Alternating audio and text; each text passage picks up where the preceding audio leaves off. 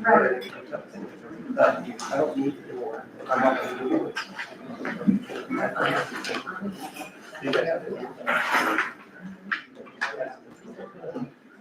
Oh, okay.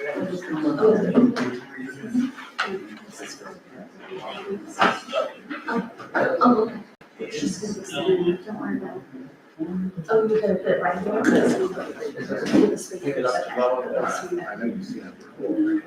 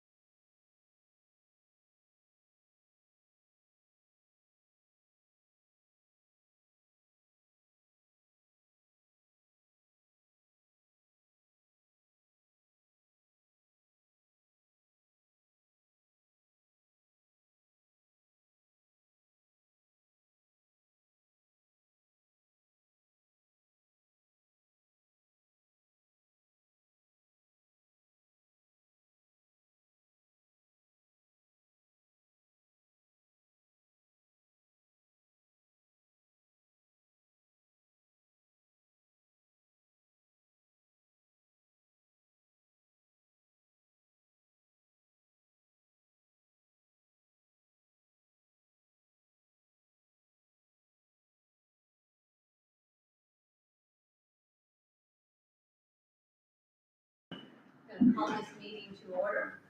This is the regular scheduled commission meeting. The date is February 13th, 2025. The time is 6 p.m.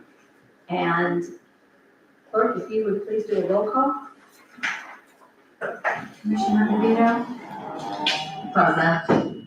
Commissioner Loring? Present. Commissioner Moore? Present. Commissioner Burton? Here. Mayor Myers? Present. Interim City Manager Michael Brown? Here. Assistant City Manager, Senior Area Manager Christina Marie? Here. City Attorney with us tonight. Hello, Georgia. Hi there, present. Welcome. Okay, thank you. With that, Commissioner Moore, if you would please lead us an invocation. Stand if you are able, please.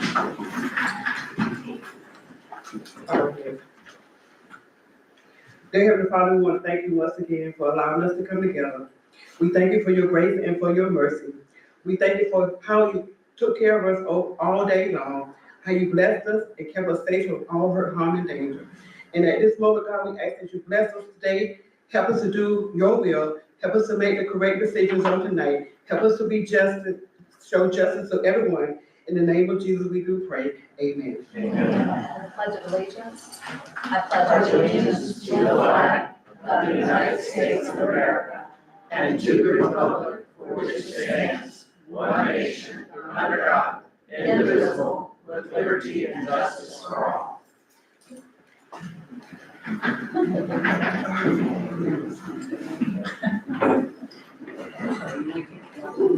Well, good evening, everyone, and thank you for coming out. Looks like the weather held out for us. That's a good thing. If any of you don't know, tomorrow is Valentine's Day. So a mad rush when we get out of here to get your cards and your flowers and everything. Just giving everybody a heads up so they don't forget tomorrow. I've got a couple of announcements. We've got a big event happening this month. This is our third. The Concerned Citizens is hosting the Soul Food Festival, and this is their third annual Soul Food Festival. Thursday evening, February 20th at 6 p.m. at Howell Memorial Fellowship Hall. They're going to be honoring Middleton High School graduates. I believe that is the alumni. Is it the alumni? Is that correct? Yes. Okay. And then celebrating Black History Month, they're going to have the third annual Soul Food Festival kicking off Friday, February 21st from 5 to 9, and Saturday, February 22nd from 10 to 6. It will be in the park, Eagle Lion Park, and the parade, there will be a parade on Saturday, beginning at 12 noon, is that correct? Correct, With lineup starting at South State Bank, is that correct? correct. Okay, you'll be later on in the agenda, so I hope you'll just talk a little bit more about this. And Sure. we're excited about this. It's been a success the last 2 years, and we know this year is gonna be even greater. Thank you for all the effort that y'all have put into this. We also have, the Women's Club is hosting their bunko, and that's gonna be on February 19th, which from 1 to 3 o'clock. I've heard that they have a great time at that.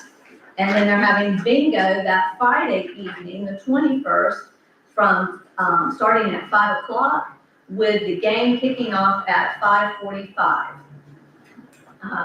The Cleveland Peninsula Historical Society is gonna have their monthly meeting at 4 o'clock on Thursday, February 20th. And they meet at the Women's Club, and the guest speaker this month is gonna be James Bullock. And Commissioner Lori, you said he is, He's a historical reenactor, and he is going to talk about Fort Mose, north of St. Augustine, that he does, he plays, sorry, I forgot his name that he plays, but Cortez, that I think Menendez is who he is a reenactor for. So it's really exciting. It's going to be a really neat program. It's a big gift for them to go over there, so. Commissioners, do you have any other announcements of anything happening that we need to know about?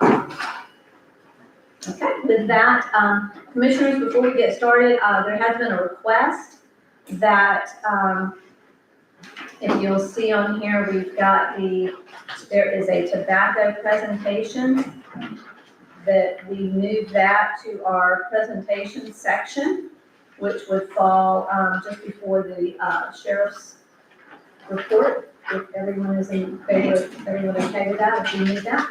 But, I mean, as long as, I mean, is it fairly compact, there's no time estimate on there. It's very compact, and, but I don't see the SWAT team. I see him, I saw him. Oh, did you see him come in? Sure. Okay, it should be very compact. That's fine. Everyone's in favor. So with that, I think that's all of our announcements. We'll move into our minutes, the approval of the minutes. Before you, Commissioners, you have the approval of minutes. We can, if at your pleasure, we can do them individually, or we can do them, the 6 together. 6 together. Okay? I motion we do Wait, I all 6 I together. wanna read all of them. I'll just, give me a moment. So we've got before us the approval of minutes from August 19th, 2024, and that's the Enterprise Funds Workshop, the August 21st, 2024 Land Development Code Special Meeting, the September 5th, 2024 Interim City Manager Interviews, the December 3rd, 2024 City Manager Advisors Minutes, January 9th, 2025, the regular commission meeting minutes, and January 10th, 2025, the applicants, the city manager applicant reception minutes. So I'll entertain a motion. I'll make a motion to go ahead and, do all 6 of these. After seeing, the great job that Commissioner Ito did on the corrections. So including all those corrections. I'll second that. And I have a proper motion and a second.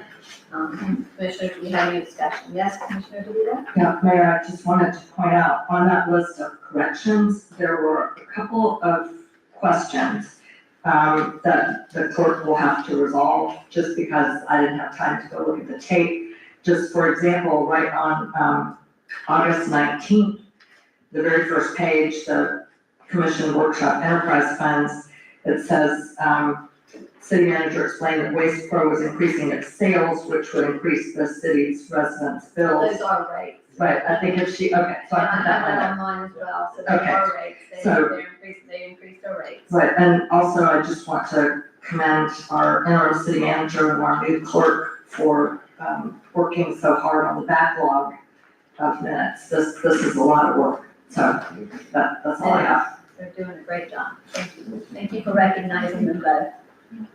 So I have a proper motion and a second. Do we have any other discussion? If there's no other discussion, all in favor, please say aye. Aye. Opposed, nay. Okay, so approved.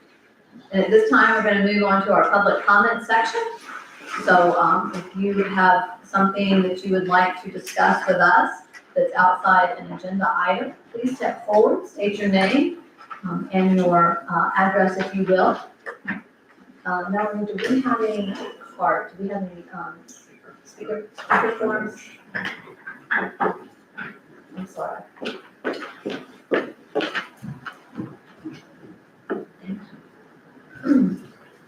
If we have a, Mr. Tom Townsend. Would like to come forward. Thank you. Thank you. Good evening. Good evening. Commissioner Burton heard me speak to a group of people, and since I've spoken with the school board, and she's asked that I come share that same information with you. But first, I want to thank you for your service. I've had the privilege of sitting in an elected position. It's quite an honor, and we appreciate it. With law enforcement, my son had his first job here with Crescent County Sheriff's Department. My family greatly appreciates y'all's service. I'm here to talk about what I believe is the looming financial crisis should the federal government and the state government follow through with what they're talking about, and that's these mass deportations of undocumented people. The school system's funded by students, and Crescent City has a disproportionate amount of children, and having served as on the school board and superintendent during Superintendent 09 when the financial crisis hit, I can tell you what's on the horizon should they come is much more drastic. Every student approximately, we are funded $7,000, and we're looking at, and I'm just throwing out a number, but I shared this number with the school board. I would encourage you to call and ask, and they should know these numbers. 1,000 students, that's $7 million. Okay, that's a lot of teacher jobs. Those jobs are here in this community.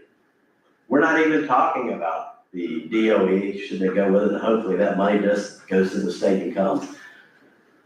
You get a lot of that. Putnam County will not, I say we won't survive, it will be devastating for us. You have calculators. I encourage you to think, but please, we've got to start speaking up, because this is the time that leaders we speak up, regardless of where you are. I think we can agree on economic impact. It's all anybody ever talks about for 40 years. No one yet can explain to me how this will benefit our county. And I assure you, and I'm going to be brief and close with this, should it be anything close to what 2009 was, and we're talking much, much worse. It is way past devices in the community. The hardships that are forced upon us, not by our own making, is something that's going to be, if it's not talked about, I don't know how we can push back on it. But we have a county that overwhelmingly supports the administrations that we have. If they hear from us, or at least ask Judson Sapp, a representative for mine in Blacktop, what's the plan? How do you replace these dollars? Well, the plan is we're gonna have to figure it out. And now Mayor, I don't know if you remember, but I met you not too long ago. We were picking up debris. We're not even talking about FEMA and all these other things that are so important. And that's what bothers me. We're not even talking about it. Everyone needs to know. For those that understand and say, hey, this is what's better, and I've literally talked to people, look, if this happens to us, we'll have fewer teachers so our expenses won't be this good. God help us if that's the mindset. And we're not even touching on the trauma. One thing you could do right now, you could just call your school board member or superintendent and say, please, what's the attendance rate? Because they're already feeling the effects. Thank you very much for your time. I appreciate it. You have my phone number. Please feel free to call. I've been here all my life. We better stand up together. We're gonna be in real trouble. Thank you. Thank you very much. Thank you. Okay, do we have any other speakers? Anybody else that wants to come up during this time? Seeing no one get up, I'm gonna go ahead and I'm gonna close public comment. With that, I'm going to, Commissioner Burton, before you do that, we have, the partnership has asked, they have a new executive director, and like to introduce him. His name is Tim Jefferson. Mr. Jefferson, would you like to come up and just speak and just say a few words about yourself, and welcome to Crescent City. Thank you. Good evening. You can come down just a little south, but I've been in Palatka for about 2 years now, and I bought some property there. I enjoy Palatka a lot, but Crescent City is a gem also. Don't hold it against me, but I've been in Fort Lauderdale for about 15 years. But before that, I was in a small town in Vermont called Cavendish, which has about less than 1,000 people. And I was very active in the Historical Society and environmental groups and library board and so forth. And prior to that, San Diego for many years, a nice neighborhood community there. But I was raised outside Indianapolis in a small town called Zionsville, about 1,000 people at that time. I never had a key to my house. I rode my bike to the pool, and it was a very village kind of thing before that was even a term. So I'm looking forward to contributing to this community. I've been an event planner in San Diego for many years. So between the historical, the event planning, and the community involvement, I hope to make some good contributions here. thank you. You'll see me around a lot. Well, and welcome. Thank And our Main Street program and our downtown partnership is near and dear to the city. And the city has supported them the entire way and will continue to do so. I appreciate that. Thank you. As I said to you the other day when we met, you've got a heck of a hardworking team there, so You do. it's really treating good. Yeah. So, It's good. Yeah. Thank you. Thank you. With that, Commissioner Burton, I guess we're going to, is there, You come on up. Where, I can't see over the podium. I'm looking for Jenny. I don't have any background, I don't have any. Yeah, they've got a folder that they're gonna probably hand out, I think. Okay.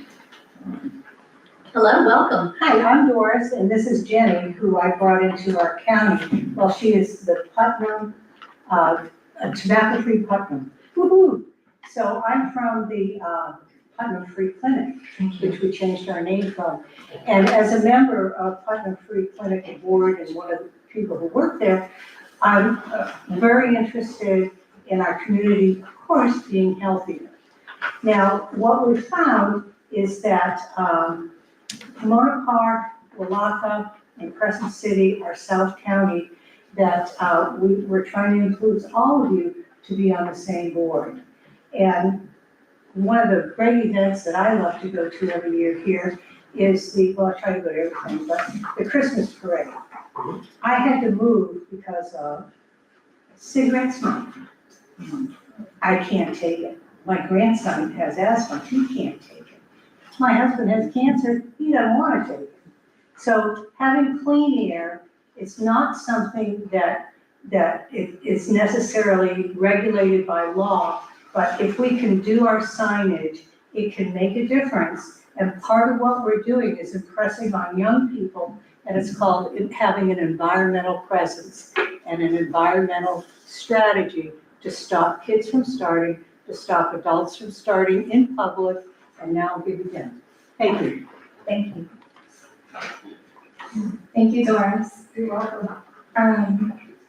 As she mentioned, I am the tobacco policy manager. I serve Putnam County. I facilitate our local tobacco-free Putnam partnership and our students working against tobacco. And I know we were expecting them. They had a conflict. They have an open house today, and they're doing their SWAT recruitment, but they really wanted to attend, so I hope they get another opportunity because they were really excited about presenting to you all today. So my apologies they couldn't come. I'll do my best to take their part and I'll go ahead. Students Working Against Tobacco, also known as SWAT, are youth leaders of Putnam County. SWAT is a united movement that empowers people to quit smoking and vaping. Their goal is to make positive changes and create a tobacco-free future. We need your support with this movement. SWAT believes it's important to make parks smoke and vape free. They want to help our community and environment by removing tobacco and vape products from our parks and denormalize use around our children. Making parks smoke and vape free will reduce tobacco litter in the parks and waterways. It will protect our children and animals from exposure to toxic chemicals that leach from the tobacco products, and vapes as well. And it will also protect our children from dangerous secondhand smoke and vapor. 1 out of every 6 Putnam youth vapes. Half of our youth are reported being exposed to secondhand smoke and vapor. Cigarettes are the #1 littered item in the world, but what we've noticed around other counties in Florida is that towns who have passed tobacco-free policies, park policies, have noticed a reduction in tobacco litter in their parks. Secondhand smoke is the smoke that comes from the lit end of a cigarette. It also is the smoke that comes from when somebody breathes out the cigarette smoke. There's more than 7,000 chemicals found in secondhand smoke, and at least 70 of them are known cancer-causing components. It's dangerous to breathe in. Secondhand vapor, also from vape devices, electronic cigarettes, they also contain heavy metals and cancer-causing chemicals. There's no safe level of secondhand smoke. Even brief exposure can cause immediate harm. Just within 60 minutes, somebody can have a reaction, a harmful reaction, and that could last up to at least 3 hours, even longer. Children that breathe in secondhand smoke can get lung infections, ear infections, asthma attacks, and babies, unfortunately, it can cause sudden infant death syndrome. In 2021, the House Bill 105 was passed in Florida, which allows local towns and cities and counties to adopt policies around smoke and vape-free parks. In Florida, since last summer, 61 towns have already passed smoke-free parks, and 18 counties have already passed. Our Tobacco-Free Putnam Partnership is a community partnership that offers reliable information to help make parks and smoke and vape free. If you look in your folders, I have some resources there. I have some fact sheets on one side, information about our youth and our partnership. On the other side, I have the House Bill 105 that allows us to regulate smoking locally in our parks. There's a model tobacco-free outdoor ordinance. So this is a model that was developed last summer by the Public Health Law Center, Tobacco Free Florida, and other partners like Campaign for Tobacco Free Kids. This is a model ordinance that's been used around the towns and cities and counties in Florida. There's also a map. I think the first thing you see is a map of Florida. And that highlights the number of counties and cities that have passed these. Another thing that our partnership does is we help provide resources to people who do want to quit smoking or vaping, and it's all free to anybody in Florida. So I'd be happy to get a packet together for that. Because whenever there is a policy or a rule passed, it's always important to make sure you give people the resources they need to quit. And, we're not telling people not to smoke, just not at the parks, around the children. Everybody, including smokers, have the right to breathe fresh air. Visiting parks while exposing our children to secondhand smoke shouldn't happen. and eliminating smoking in parks can make our parks more inviting and cleaner. And our SWAT youth actually also, they would really love to do a park cleanup too. So if you would have them again, they'd love to present and be part of the community and do park cleanups and really kind of highlight the beauty that we have in Crescent City and how to go beyond that. One more thing I wanted to add is there is a sample park signage with a photo. That is the image from Volusia County, what they use for their ordinance. There's variations, but with my grant, as far as up to this fiscal year, so the end of the year, fiscal year would be the end of June, we do have funding to pay for signage. I don't know after July, but I told like Ms. Burton that I will fight for that and advocate for that if you all do want to do it. But I was told that there is funding available now, so which is really amazing. So thank you so much. Well, I just wanted to point out one thing, and one other reason why I asked him to come. I took a look at, when I went to the meeting, I took a look at the county profile for Putnam County, and it's in your folder, and it's got some pretty, I think, sad, it's a sad profile of Putnam County. If we look at percentages, poor or fair health, in Putnam County, it's 23%, St. John's 12, Volusia 16, Flagler 15, Florida 13. Poor mental health days, 5.7%, 4.9 for St. John's, 5.2 for Volusia, 5.3 for Flagler, 4.2 for Florida. Uninsured, 18% in Putnam is uninsured, 10% in St. John's, 16% Volusia, 13 Flagler, 15% in Florida. But here was the thing that really kind of woke me up a little bit. It was preventable hospital stays. We had 4,954. St. John's had 2,388. Volusia, 2,795. And Flagler, 2,314. Florida, at the end, of course, is the total for Florida, or the percentages for Florida, and the average for them was 3186. So we have a lot of work to do to just make our county much more healthy. And I think, the whole smoke out, if that's what you want to call it, would be a start.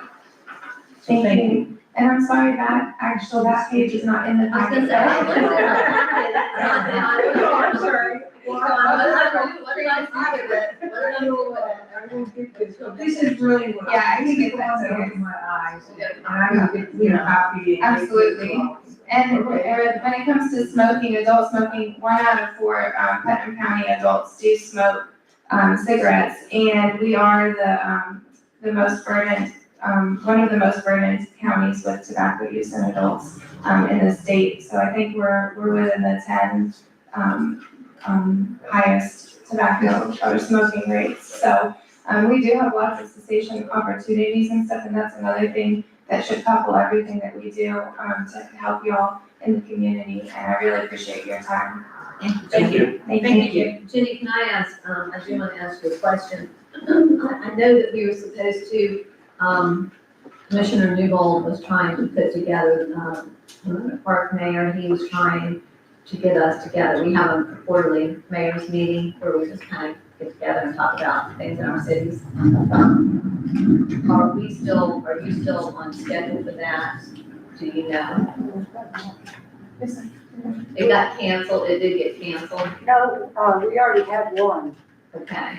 And we had one in Crescent here in Crescent City, hosted by the Free Clinic. I think that's the one, but that wasn't with, the mayor, that wasn't, No, we had a second one. We had a second one, and we had 2 mayors there. okay. Right, and the commissioner couldn't come because he had a gator thing that day, so. Okay, well, I apologize, because in talking to him, it had gotten, he thought that the Pomona Park mayor had said that they had canceled it, so I apologize for my absence, because normally I'm there. So I do apologize. I'm Have you sorry, met I with might the have county? needed to follow up too. That's okay, I probably need to get my contact information to you too. But have you presented to the county yet? A year or so ago, our SWAT youth presented to the Putnam County Parks and Rec Advisory Board, asked for their support. I know since then there was some changeover with the Parks and Rec director and then of course elections, so we have not gone back. Our county parks do have a resolution for no tobacco use. It doesn't include vaping. That was, I think, '09 they may have, done it, but it's a resolution, so it's really an ask. And there's not adequate signage and stuff, so there's still some room to go with the county. So right now, we're focusing on the South Putnam area. Our youth presented to Pomona Park, and they had agreed and voted to move forward with working on an ordinance, the language. They presented to Willatka, as well, and I believe they're open to discussing it again. I know the mayor was in support. Yeah, so we're trying to just do the local, towns and municipalities, and hopefully we can take that to the county and, allow some change as well. Well, Commissioner Newbold wants to be in charge of that too, so he's for this, but He's orchestrating it. Yes. That's And the- we can have another meeting again. Okay, Absolutely. and what about with the sheriff? I know, have you met with the sheriff's office? The also? sheriff was invited, and the sheriff was gonna call me, he never called me, I'm up in the air about it. But I wanna constantly tell people this isn't about enforcement, this is also about environmental strategies, influencing children to stop before they start. And that's a psychological, protective factor that we owe our kids, we owe it to them, my opinion. Just to let you know though, Pomona Park is going to move forward. They're our first ones, yes, I know. And so they are drafting an ordinance, and so they have, in their meeting on Tuesday, they have, put that out to vote, and it was voted on and seconded, and they're moving forward with an ordinance. Okay. So there'll be 2 more meetings on that. Well, this is what I brought you here tonight, just to get it in our minds, okay, to be thinking about, moving forward with it. So thank you again Yes. for coming, I appreciate it. So I ask you tonight to vote on, beginning an ordinance, so that I can start the process. Thank you, guys started the process, yes. Yeah,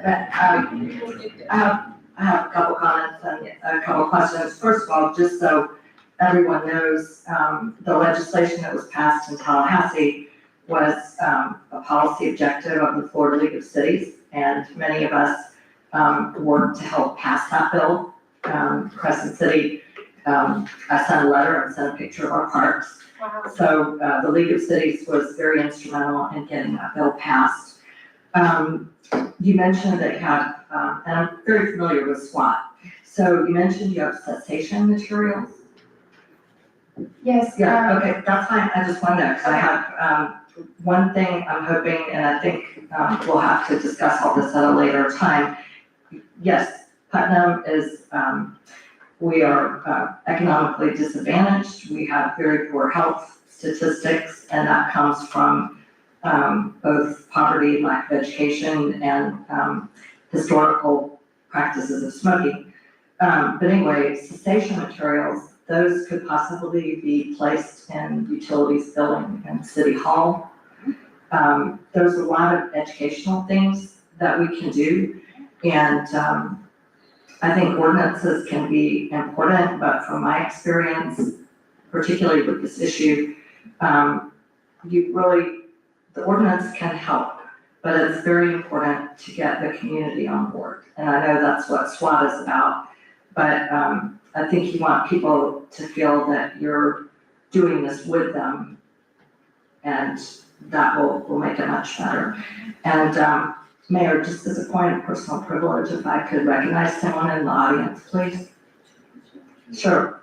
I would just like to say, on this issue, my husband, Ralph DeVito, worked for 20 years for the American Cancer Society. Many of you may not realize this, but the reason that we do not have smoking indoors any place except bars in the state of Florida is because Florida was the first to pass a constitutional amendment prohibiting smoking anywhere but bars indoors. That's why you have safe workplaces and smoke-free restaurants. Cancer, Heart, and Lung, after being unsuccessful at passing legislation, funded a $4 million effort to pass that constitutional amendment.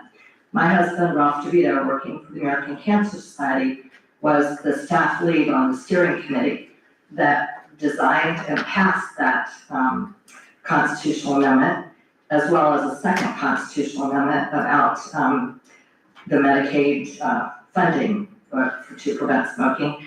And that amendment, just to make you guys feel better, passed at a record 71% of the vote.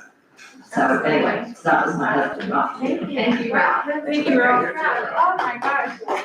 Yeah, that's an inspiration because that's actually where this policy came from. It is amendment of the Florida Clean Indoor Air Act where it now extends to parks and beaches. So really without you, we wouldn't have this. Well, So- and a lot of Wow. people, and cancer, heart, lung, $4 million, and SWAT has Wow. always been a big part of it. So thank you. Thank you so much. Thank you again. Thank you for, Yeah, for coming. and now I'm waiting for you to. Well, it's not. Thank you. It's interesting when you go to travel to another state that does not have that in force, and you're sitting there, and all of a sudden you're like, wait a second, they're breaking the law, and you're like, oh, they're in a different state, because you take that for granted, we've had that for so long, so, yes, sir, absolutely. Thank you. Ralph DeVito, 108 South Main. I'm here in support of you all looking at that model ordinance. I have confidence in the Campaign for Tobacco-Free Kids that drafted it. I've not seen the actual text in a few years, but if you have the time and capacity, look at the ordinance. As Lisa said, publicizing this danger is really important. Getting the public behind it is critical. This effort was a part of a $6 million campaign that we were involved in 2002. So I would ask you to look at the ordinance, bring it forward when you can. Look at finding ways for adults to not model the behavior that's going to do harm. 80% of smokers begin before the age of 18. So we can prevent kids from starting, and this is one strategy. Thank you. Thank you. Thank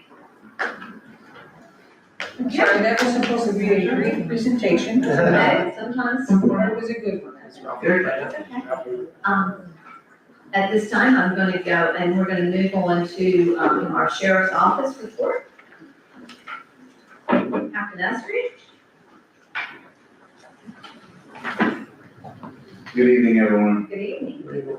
I'll start off with a question that Commissioner Novita asked me about earlier, and that's about what's going on in South Putnam County right now with the grave site that we're investigating.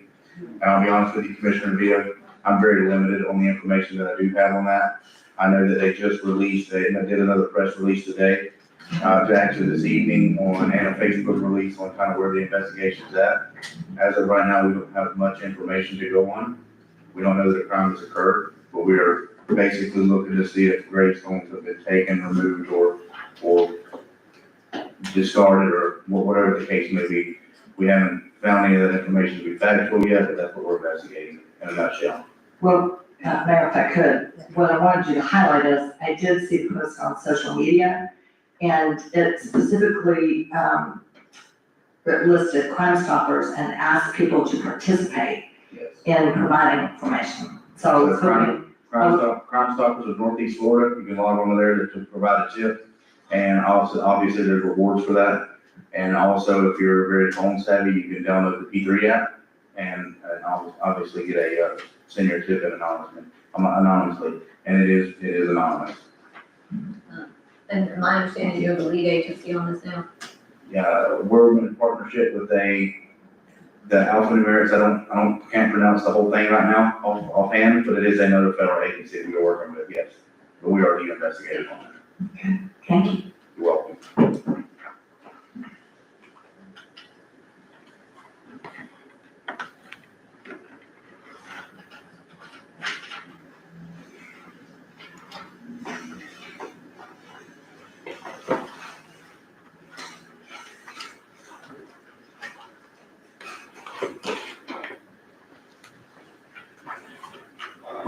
first page you see here was very interesting. This actually led into the last couple of months, and I'll talk about these two named James Feldenberger and Lakaya Addison. Over the past few months, we've been experiencing some burglaries in Crescent City, and I told you before we were actively pursuing leads on the persons we think were responsible for those. Well, they finally got their chance to see justice. As you'll see here, this is just three of the three. I'll go into my first slide here really quick so you kind of see some numbers. That number on the very far right over there is a 3. I know it's a little hard to see, but if you look at the totals there, there's a 3. For last month was a 2. The month before was a 1. The month before that was a 5. The month before that was a 1. Once we took these two into custody, our detectives did a very thorough investigation and a very good interview with these individuals, and they confessed to 8 of those burglaries. So you can see there, that's a significant number drop that would actually not have taken place between 2 individuals. So the burglaries, some of those burglaries were, burglaries and thefts, and some attempted burglaries. The total burglary numbers were 5 that we can confirm. I believe that number is correct. All the way back to a couple months ago when we had the burglaries over at Baja Taco, remember that, there's 2 over there. And all the way, that's as far back as we can go that we can link into it. But we got confessions in that. They're in jail now on $100,000 bond. And unfortunately, they're, obviously gonna have to get whatever consequences are coming their way. It's unfortunate that it had to happen that way because they're actually very good people at the end of the day. So we go back to where I needed to be. So that was kind of it in a nutshell. We got those into custody. We recovered a lot of the property. We actually, the last one that they did was the burglary at the laundromat, where we actually caught them around the corner. Mr. Feldenberger tried to take off on one of my, I think a 25 or 26-year-old deputy that didn't work out too good for him. And we recovered some of the property off of him. So again, very good job by all involved with that, especially our detectives. They worked very, very hard on this. And again, I think Commissioner Revito, you inquired as to one of the burglaries on South Main Street where a gun was taken. This was them, they confessed to those 2. So this goes way back to months ago, and I think those numbers have been drastically decreased, and you see just how easy Crescent, and I always say this, at Crescent City, my little sweet spot, and just when 2 people can go on a little rampage and it causes this much havoc, it just is unheard of, so. Anyway. They also cause damage. Yes, It absolutely. wasn't just that they. Yeah, stuff they in. discharged fire extinguishers and stuff like that inside houses, and they did a lot of damage. And, luckily we finally caught up to them. Have any questions on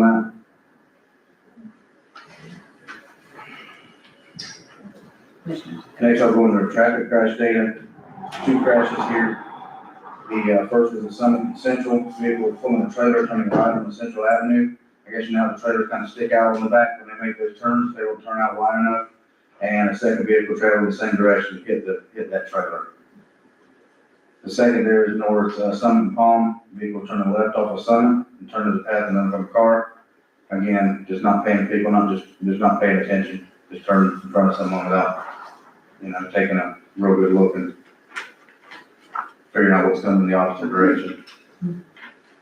Here's your general activities. Now, I know it's hard to see, I apologize. I said I was gonna get that fixed, but I can't get the adjustment on that thing to work. So it's 281 calls for service total, 48 of those were traffic stops, 2 traffic accidents, 13 total reports, 11 arrests, and the warrant affidavits for charges filed with 0.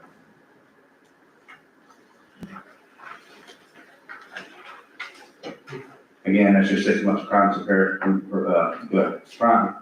comparison that I talked about earlier, and like I said, a lot of that was all based on those Lakaya and James.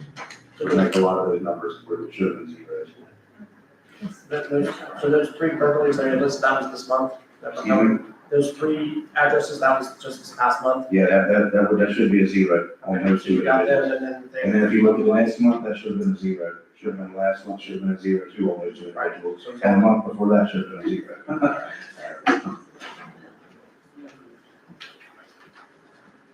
Well, glad you have them. I think that sums everything I have up. Was there any update on the tree? Mr. Billhart is, Michael? He asked about the tree. I know you said you're trying to put the arborist. Yeah, we have a phone call into the arborist to schedule a meeting downtown with them. So far, they haven't put it on the schedule, but we are reaching out to them each day, so hopefully they'll be able to come down here soon. But then in our message, we did note that there was a serious public safety issue with the tree line falling, so. Perfect. And Commissioner, I haven't had to send time to send you an email yet, Commissioner Vito, about the discussion on the misdemeanor crimes, but I have all that information ready for you. I just have to send you an That's email. fine. I know you'll get to it when you are not doing much more serious things. Thank Yes, you. ma'am, thank you. Any other questions? Do you have any other questions? Okay. I think that's- Thank you. We did have, I do want to ask you one thing. There was a situation the other evening.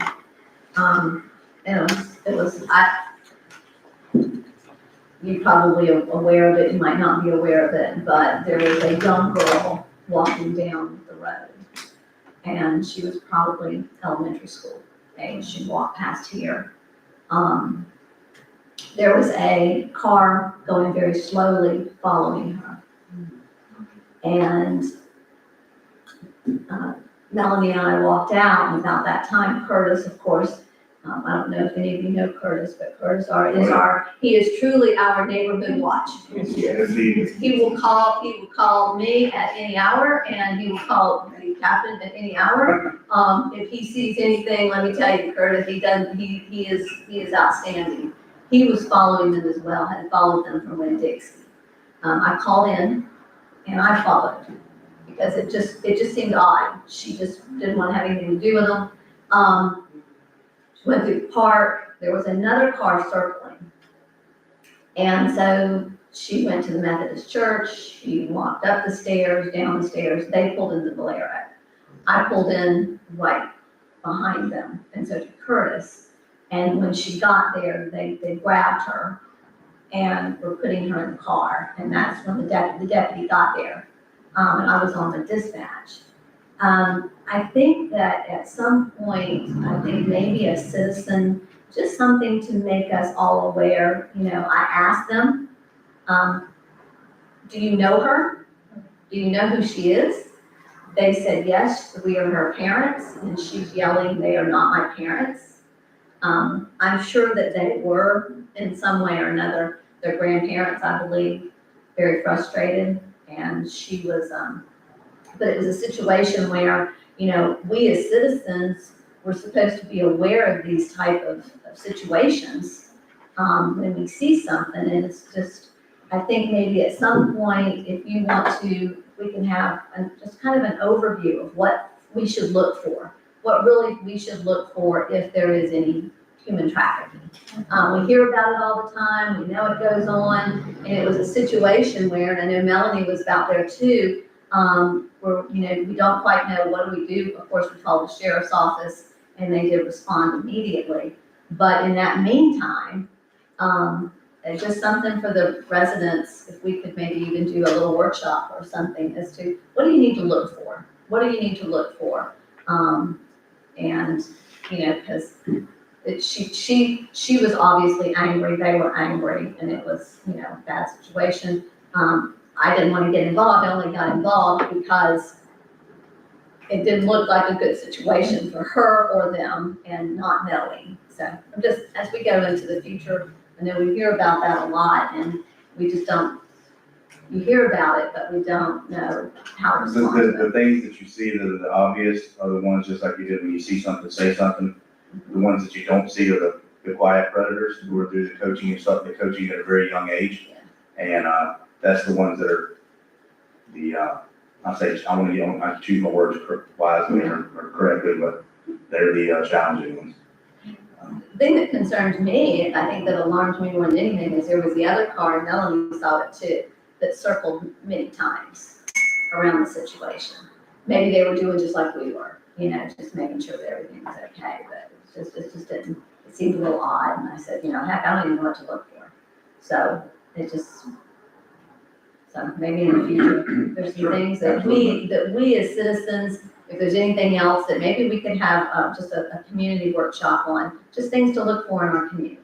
That, and I can also have Allison put something out with some educational. Yeah, that would be good, maybe for Allison, just so that we all, kind of, oh, wait, no, Absolutely. thank you. 911. That's absolutely, that's what we do. Thank you. You're welcome. Okay, with that, we're going to move on to, we have a event request for Daniel Addison. Is Daniel Addison, is he here? Yes. Okay. If you'd like to come forward, it's my understanding, Michael, do you want to present this or?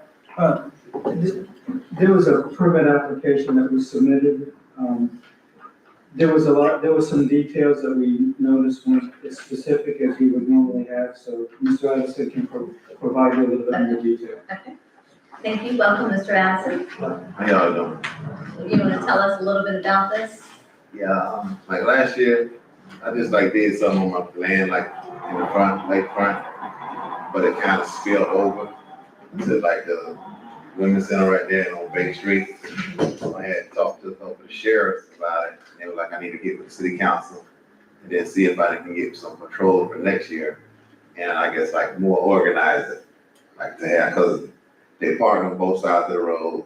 It wasn't no problem, but I wanted to have sheriffs there this time to make sure the road was not blocked. No parking on the side of the road, But I needed to know, how do I go about paying this? And there was also food vendors out there. So they said, I need to get with you guys about each of the things. So you had food vendors, and my understanding, this location is right there, next to the Women's Civic Association. It's between Bay Street and Rocket Bay Lane. Street and Rocket. It's the front area? Yes. The front area, the front bacon area? Yes. Okay. I just want to make sure everybody knows the location that he's speaking of.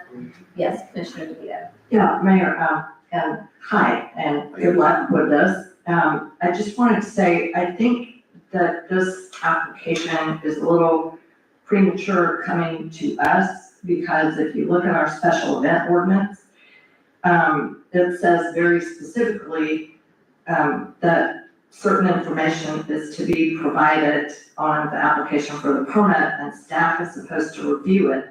As you know, we have a new ordinance that has Class A, Class B, and Class C events. And the number one thing that determines, as far as I can tell in the ordinance, is how many people are you gonna have and what kind of things are you gonna have.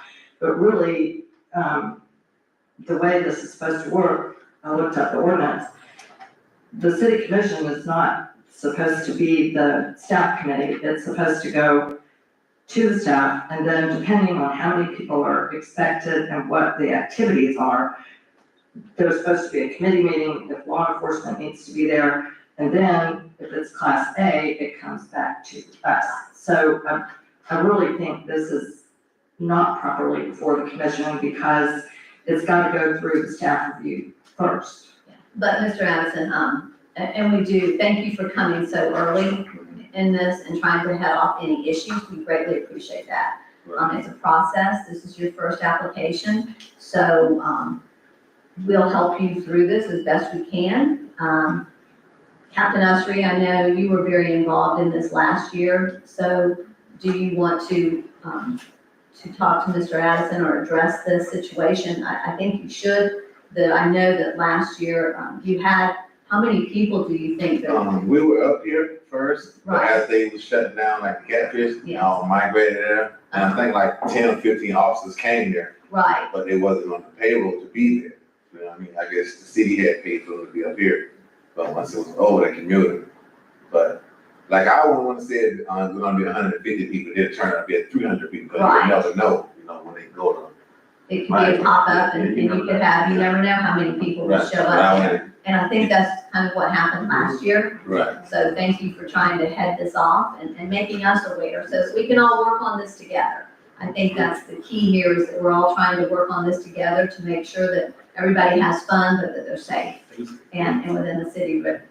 So Captain, do you want to speak to this? So we have nothing but but cooperation. I mean, we have a great relationship from what I consider. Everybody there was respectful.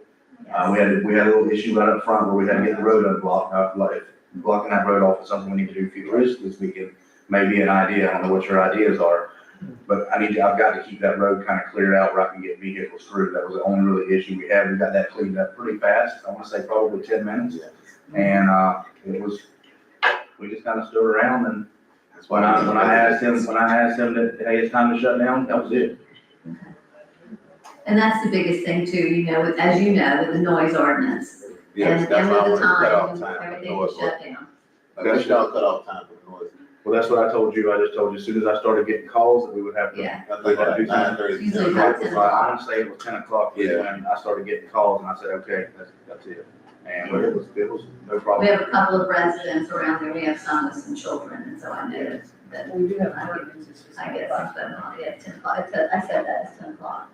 It's 10 o'clock, for the noise.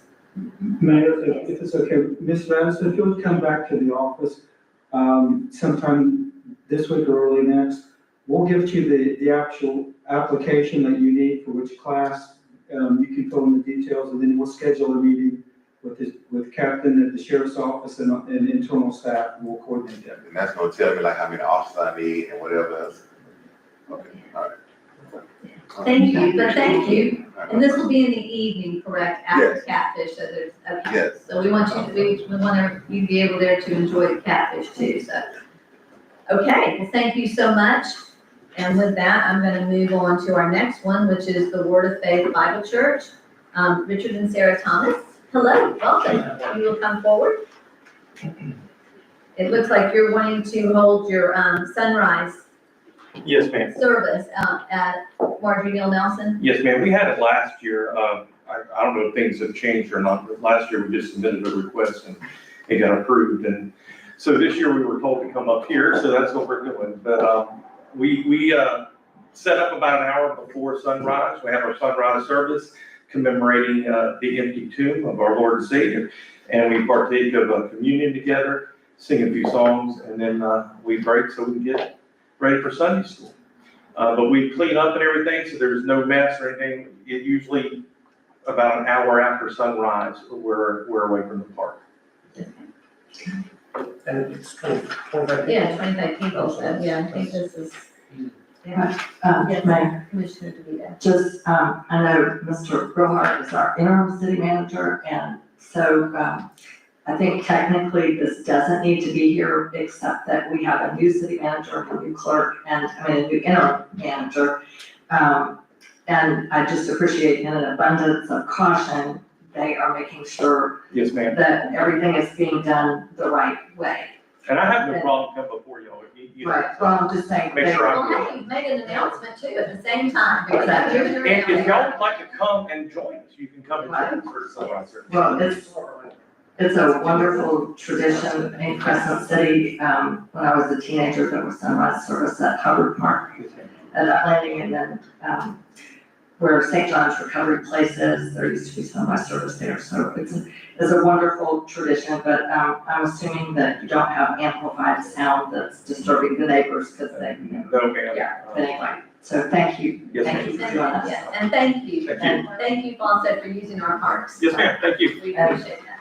And Mr. Brillhart for just making sure that everything is done. And Right. both he and, the clerk have a copy of the ordinance for the special events, but just right now, to err on the side of caution, that they're fine. That we do not. It can be, so they can approve that. And then I guess next we've got the Soul Food Festival, Concerned Citizens, and so this is an opportunity, Ms. Snyder, if you would, give us kind of an overview of the Soul Food. This is your opportunity too to talk about the Soul Food Festival. Tell us about. Good evening, my name is Sid Snyder, 738 Cherry Street in Crescent City. And Kelly Evans, 15400 Shortcut Road. okay, I have just an outline of our Soul Food Festival. I think you read the information earlier from the flyer, what we'll be doing that Thursday, Friday and Saturday.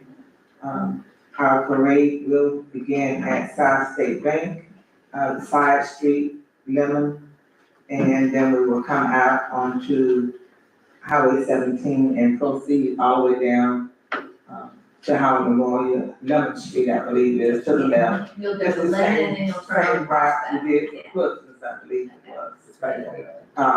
Sorry, what time is it supposed to start? We're lining up at 11 o'clock, the race starts at 12. Oh, yeah, you're gonna do it, is, Ms. Braddock, are you helping them with this too? Okay, so are they gonna line it up the same way we did at the Christmas where they line it down? Okay, how are you gonna, Magnolia you're is gonna line it down Magnolia? correct. Okay. And we have parade signs if you need those, so that people know where they, for lineup, we have parade lineup signs. Okay. Also, we have ordered the portable toilets for the event, extra toilets. And then we have, 2 hand washing sinks. So we talked with the sheriff department. And we have right now 27 rate participants. And it may be a few extra at the last minute that wants to sign up and be seen, which we appreciate that. Oh, I'm sorry, Mayor, I didn't hear that, 27. Parade participants. Parade Participants.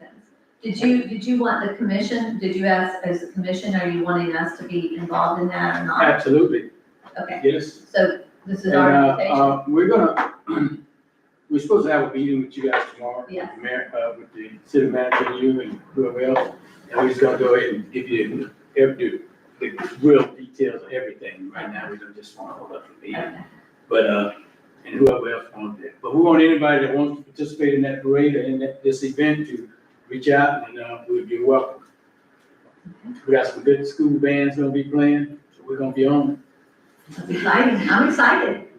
Yeah, we have Crescent City High School band and the band out of Daytona, Mainland High School, so it's gonna be fun for everyone. That's good. Anybody have any additional questions? Commissioners, do you have any questions? It's Friday. It's, the parade is gonna be Saturday. Saturday at 12 o'clock. Parade for your birthday. Oh, And also, that Thursday or Friday, we're gonna be in the block, and there's gonna be a lot of events going on. We're gonna have, some poetry, That's right. we're gonna have some dancing, and we're gonna have some music, some singing, all kinds of event in the park that, and we're gonna have just one, concerned citizen, we'll have a, food truck out there, and there'll be fish dinner and also chicken dinner. So that's on Friday night. We invite the city commissioner on Thursday if you want to, because we're gonna be honoring the Middleton alumni, one that's from the old Middleton school. The last graduating class was in 1968. First time that Middleton was named was in 1932. So we're looking forward to a very fun event. Anybody have any additional questions? Commissioner DeVito. Actually, it was on my list of things to do this week. If I could connect up with you and Mr. Evans, about a couple of things about the event. You were invited to the meeting. Going forward. Maybe I'll catch y'all tomorrow morning. Tomorrow morning at 9:30, I think we have a meeting. Okay, I'll catch y'all tomorrow morning, because there's a couple things I wanted to ask you, but it sounds wonderful. Okay, we'll have the board then. I know we talked about any type of the road closures, which roads did you? Right. For the food trucks, so, And we've already spoken with Captain Usher. okay. He's already on board with everything. Okay, great. Just so you know, just an FYI, Charles is, he is going to be here. He's already reserved his space, his camping space, and he said he will be here, so Great. we'll get to see, he'll be here to visit. He's And also, excited. we have all the paperwork we need for the alcohol also. And we have the designated place for that for everybody else. And commissioners, if you'll remember, we did approve that at a previous meeting when this came before us.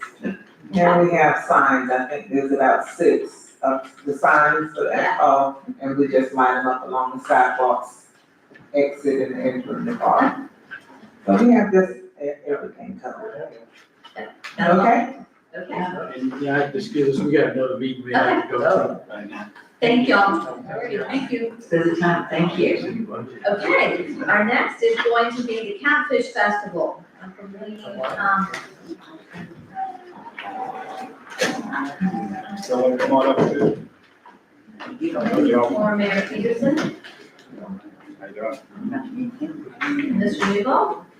Do you have any other Rotarians? I'll say something if you need me, only catfish. Well, I figured this is just a formality. We were here late last year, just kind of put the date down. And usually, historically, and I know we made that point, in order for us to have a successful fundraiser for scholarships and so on, that we would be the exclusive people with permits that day. And I think we have a conflict with another event. So I think that needs to be looked at. What's the conflict? Well, there's another event that same day. What event is that? That's gonna be that evening. Yeah, well, it's the same day, correct? Right, but it's not in the park, and it's that, Well, we pay a lot of money for print ads and radio and so on. Why does it have to be that day? it's on private It's a property. marginalized catfish after all these years. It's on private property. It's on private property. And if in that evening, and they even said that after they left the Catfish Festival, is when they had the, and I know the catfish was over last year, is that correct, Captain, when they gathered? Okay. So, Where you have a permit in front of you, it's really the same thing we had last year. We're gonna have a parade, 11 to 12. We're gonna have the event 10 to 5. We'll start breaking down then by selling food until it's out. And we'll have music until they get tired. It's a one-day event, and we probably have a lot of it torn down that night, but we'll have finish up the next following day, and it's in there. And it looks like it never happened. And you'll have thousands of people there. Yeah, that was my question. None of these permit applications that I've seen actually have a spot for how many people are expected. I'm a Rotarian, but things are changing every year since COVID. So you are expecting well in excess of 1,000. I'm gonna say last year we had Is that fine? 7,000 to 12,000, I don't know. Okay, so we're at least as many as last year, and I forget, it was very full. It was full. Okay. now, are you going to be doing also the auto over in Yes, we're Market? gonna have the, just like last year, the car show. Yeah, Okay. same folks putting that on. So you need that part, so you need to join that with this, they're piggybacking on your event, correct? Yes. Okay, so it would be the classic cars, okay. Was that at Market Square last Yes. year? Okay. Sorry, I forget. One year was into the other. Road closures for that. Right. And we're just closing. Wait a second, Commissioner Burton. Well, I just wanted to point out, there is a line for attendance, on the application, so, I mean, it's, if you look at the dates, of the event and when they're setting up and, whether they have alcohol and hours and all that, there's attendance, on the very right-hand side of that particular page. That's all. I just want to point out that it was there. It's okay. We expect. So you're expecting the event to close down at 5 o'clock? It'll start To closing begin down at at 10 5. and close down at 5? Okay. I think last year, y'all, it was done, cleaned up and out there by about 6:30, except for when that was picked up the next day. Yeah. The setup on here, it says 3:31. What's the question? The setup date, are you gonna be setting up? We're gonna be setting up that week. So, okay. Yeah. So starting on Monday, is it the 31st of March?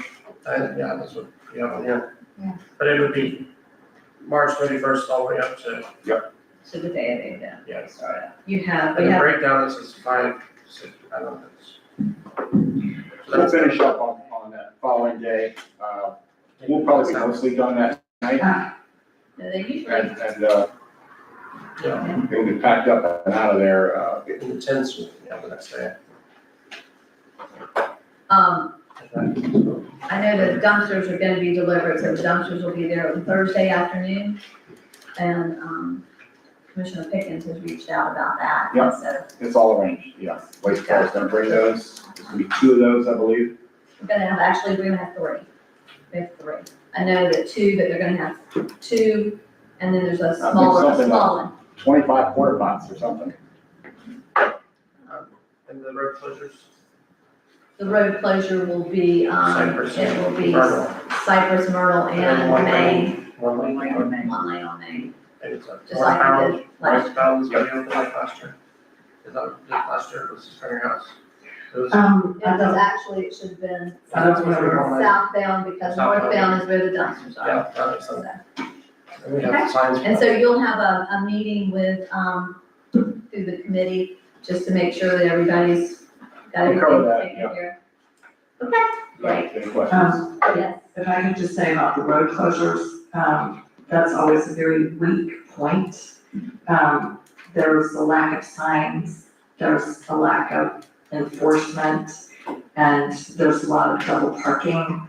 And for people who live there, like Ralph and me and people on Cypress and Myrtle, wherever it is, you want, and for the people in the park, you want emergency vehicles to be able to get through. And because that one lane is not properly monitored, there are many times when the cars are just stuck and there's no way for emergency vehicles to get through, and it is very disturbing. And one year, emergency vehicle was needed for people in the park. And, you know, I try to keep on top of it, but it's just important for everybody's safety to make sure that there is one lane open. I'm sure that Mr. Bill Hart, you've heard that, Yeah, but and Captain. I don't think we had no problem last year. We didn't last year, and we even put the barricades up last year. John, you have a few things to say, please? okay, the key to that problem is at Central and Main. Someone needs to monitor that spot, because people will push the barricade aside and just drive through there. At It Cypress, shouldn't be yeah, that. Cypress and Maine, maybe even if you have some volunteers. I know the Soul Food does that, they have volunteers within their organization, and they take turns, and somebody will stand there for 30 minutes or an hour, so that's something that they can talk to when they go before the committee, the event committee. So I guess we need to approve this event. I'll make a motion to approve the event permit for the 43rd annual Catfish Festival. I'll second. We have a motion and a second. Do we have any further discussion? Just want to say, I know we have all new staff here. Technically, there's supposed to be a staff review before the permit comes to us. It's not really in the proper posture. Unfortunately, this they didn't get this until the last hour. I know, no, I'm saying for us and for the organizations, and I can't fault people who, you know, are new to their positions here and have not been through all this. We're just really not in the proper posture, and to make all this work right in future years, we really need to be there. So, We have been in the past, and we will be in the future. no, we have not ever been in the proper posture. I'm the only one. There's a lot of unsafe situations, and we have not really, you know, we're not supposed to have this at the 11th hour, but here it is, so. Yes. I just wanted Commissioner to, Ward. Brad, where'd the map come from? That's great. I think that might have been, That was last year. Michael Frank might have done that. I think it was like the one from last year. Yeah, it's pretty first. It says pretty Then you can make a motion with a caveat of, staff approval or something. Yes, subject to the staff committee approval for everything that's, to meet the permit requirements in the ordinance. I think that's a great idea. I would like to offer that amendment, subject to, staff approval of the Before you particulars. offer an amendment, Commissioner Lori, would you like to amend your motion? Yeah, I'll amend it to include that, so. So we don't have to do that. My only other question, we have a proper amended motion and a second. it says the St. John's Catfish Festival. I don't know why, I didn't realize it was the St. John's, so it's always been the St. John's. It's the St. John's River Catfish Festival. Okay, I don't know why, I That always was thought it the was official. Crescent City, so. Okay, with that, do we have any, discussion? No, nothing else? With that, all in favor, please say aye. Aye. Opposed, Thank you nay? very much. Okay, thank you. Thank you, Brad. Huh? This is a bad thing. Thank you, Brian. Okay, so with that, we're going to open up the, we've got the second and final reading of ordinance 2025-03. This is Plan 122 Central Avenue. Commissioners, the applicant has asked that we defer this at this time until further notice. And so if that's, Sure, do they want us, where is this, do they want us to he just wants bring us it? to hold off, to bring that back whenever he gets at a later date. Okay, Is so, there a reason for that, or I mean? They're trying to determine how this best fits their property at this time. He made the application and he said there's been a couple of changes, and rather than having to cancel it, then have to go back through the process again, he just asked, since he's gone through all that hard work, if we could just defer it at this time. so what is there's a technical word we're supposed to, Table it? yes, table, thank you, that's what I wanted. Do they want us to table? Continue, you gotta pick a date. Yeah. And just table it. Yeah, I think, can we, table it, Mr. Young, can we table this until a date, do we have to have a date certain, or can we table it?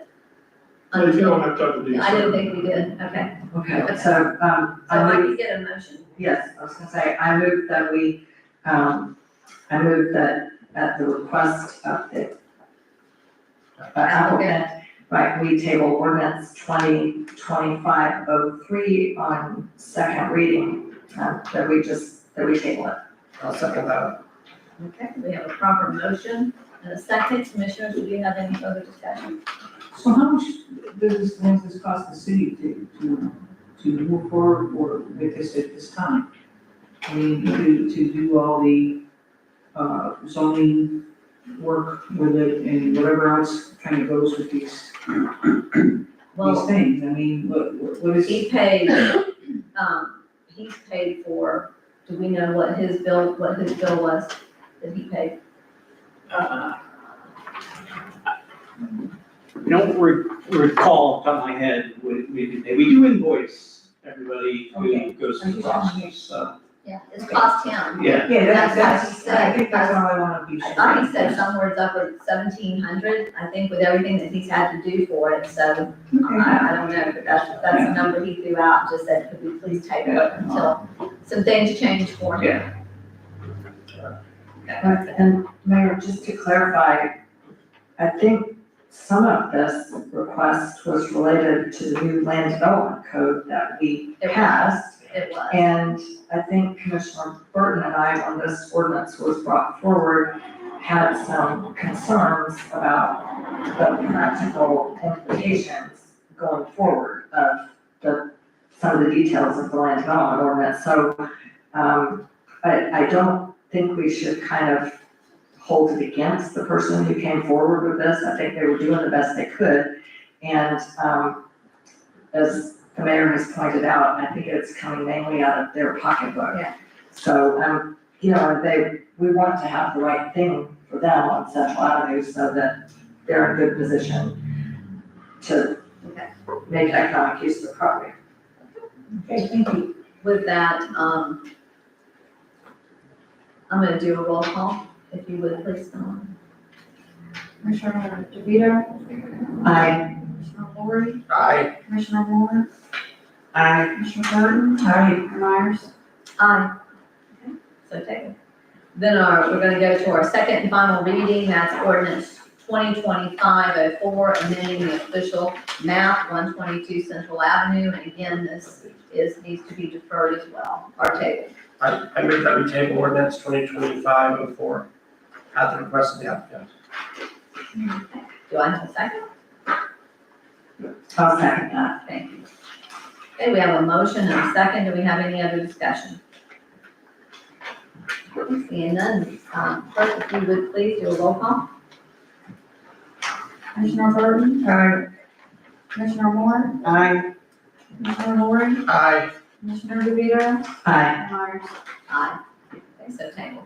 Next is our first reading of ordinance 2025-05, amending section 3.15 of the Land Development Code. And I'm gonna ask Mr. Young if you would please read the title. Reading by title, an ordinance of the city of Crescent City, Florida, amending section 3.15 of the Land Development Code of the city of Crescent City, providing for a uniform setback of 10 feet in the PF, Public Facilities Zoning District, providing for legislative findings and intent, providing for implementing administrative actions, providing for severability, providing for ratification of prior acts of the city, providing for conflicts, providing for codification and directions to the code codifier, and providing for an effective date. Thank you. Commissioners, I'll entertain the motion. I move that we approve on first reading ordinance 2025-05. I'll second. We have a motion and a second. Mr. Quett, if you would please come up. Yes. If you recall, this was discussed at your January meeting. This was supposed to be a companion piece to a rezoning and comp plan amendment for the city-owned property at 201 North Summit. When this went forward at the Planning and Zoning Commission, some of the neighboring property owners had some concerns, not about the city's use of this property and the intended use of the property. They had some concerns about lack of a setback.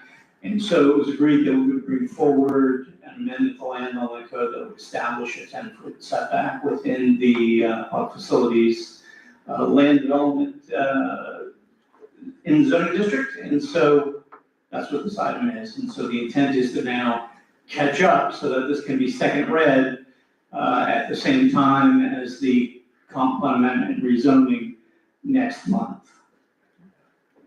Commissioner, do you have any questions? I do, Mayor. Okay, so Mr. Correct. Is it my understanding that, okay, the property, this has to do with property where we are trying to build the new fire station building, right? Correct. Okay, Well, so, which is now, it's zoned general commercial. Or the setback for general commercial is 25 feet? Believe so. Right, so then we were going to rezone to public facilities, so it would be the proper zoning for the new construction. What is the current setback for public facilities? 0. Okay, that was the little missing piece here. Yeah. So we are actually creating an additional setback. Correct. Okay. And we can do more for public facilities, but this is the this is the floor, the minimum. minimum. Well, this is what was determined reasonable. Obviously, you have different facilities in different locations. There was some thought, when this originally put in, the reason for the zero, for example, this building. If it was ever determined that you're gonna do something with it, and I know there's some thoughts about potentially moving this. Charles and I went through, multiple iterations of discussion as to what could happen with facilities. And so, given that this building had 0 and potentially we would be, applying this to this property at some point in the future, perhaps, in abundance of caution, you didn't want to make it not conforming, but. Right. So in other words, the building we're in will now be non-conforming. This property has not been zoned PF. If we ever were to apply PF to this property, that was the thinking on the 0 setbacks. So just want you to know where that came from. Why 0? Commissioner DeVito. Thank you, Mayor. I mean, it seems like we're addressing the setbacks from situation to situation. The zero was established, you're saying, when we came up with our new land development code. And that was when the zero was put in at our last iteration of the land development code, correct? Okay, I mean, Keep zero? Would you like to keep zero? well, We can keep it at zero. no. If we keep it at zero, we'll then have a dispute with the neighbors objecting. Okay, Zoning, Thank that's you, fine. I understand. The reason I'm asking questions is just because, you know, the land development code has very general application, and I wanna make sure when we do something that we're not creating problems somewhere else, but boxing ourselves into any kind of corner. So it would be my understanding that once we set, the setbacks, that we can't grant ourselves a variance, that we can't do that. No, there would be, there would be other options at that time, so. I don't know, just, What's your solution? I have no solution because we've gone, I mean, I understand we're trying to meet the needs of the particular time. It was thought best when we adopted the land development code to come up with zero, so we didn't cause problem. A very important location. And now to, I guess, to allow the rezoning to go through, we need to have some kind of, minimum setback. I don't know. I guess we have to rely on Mr. Corrett's recommendation, but, I'm just, I we'll think, worry about this. I think if you look at this though, how many properties are we talking about that really, as far as the city and the public facilities, we've got this property. Right. We have the county office. Well, we have quite a bit of property, as Commissioner Burton, brought to our attention when she first, got elected in her first term. We do have quite a bit of property. We don't know what's gonna happen in the future. But I guess, Mr. Corrett, you're saying, if we do this now, we have other options for any situation that may come up in the future? Yes. Just like any landowner would have, correct? Yes. Correct. Okay. All right. Here we go. Always an option. Just wanna make sure we know how we got here and, are we looking at all the implications? Do we have any other discussion from commissioners? At this time, I'm gonna open up a public comment. Would you like, you sat here for, would you like to speak? No comment. Yes.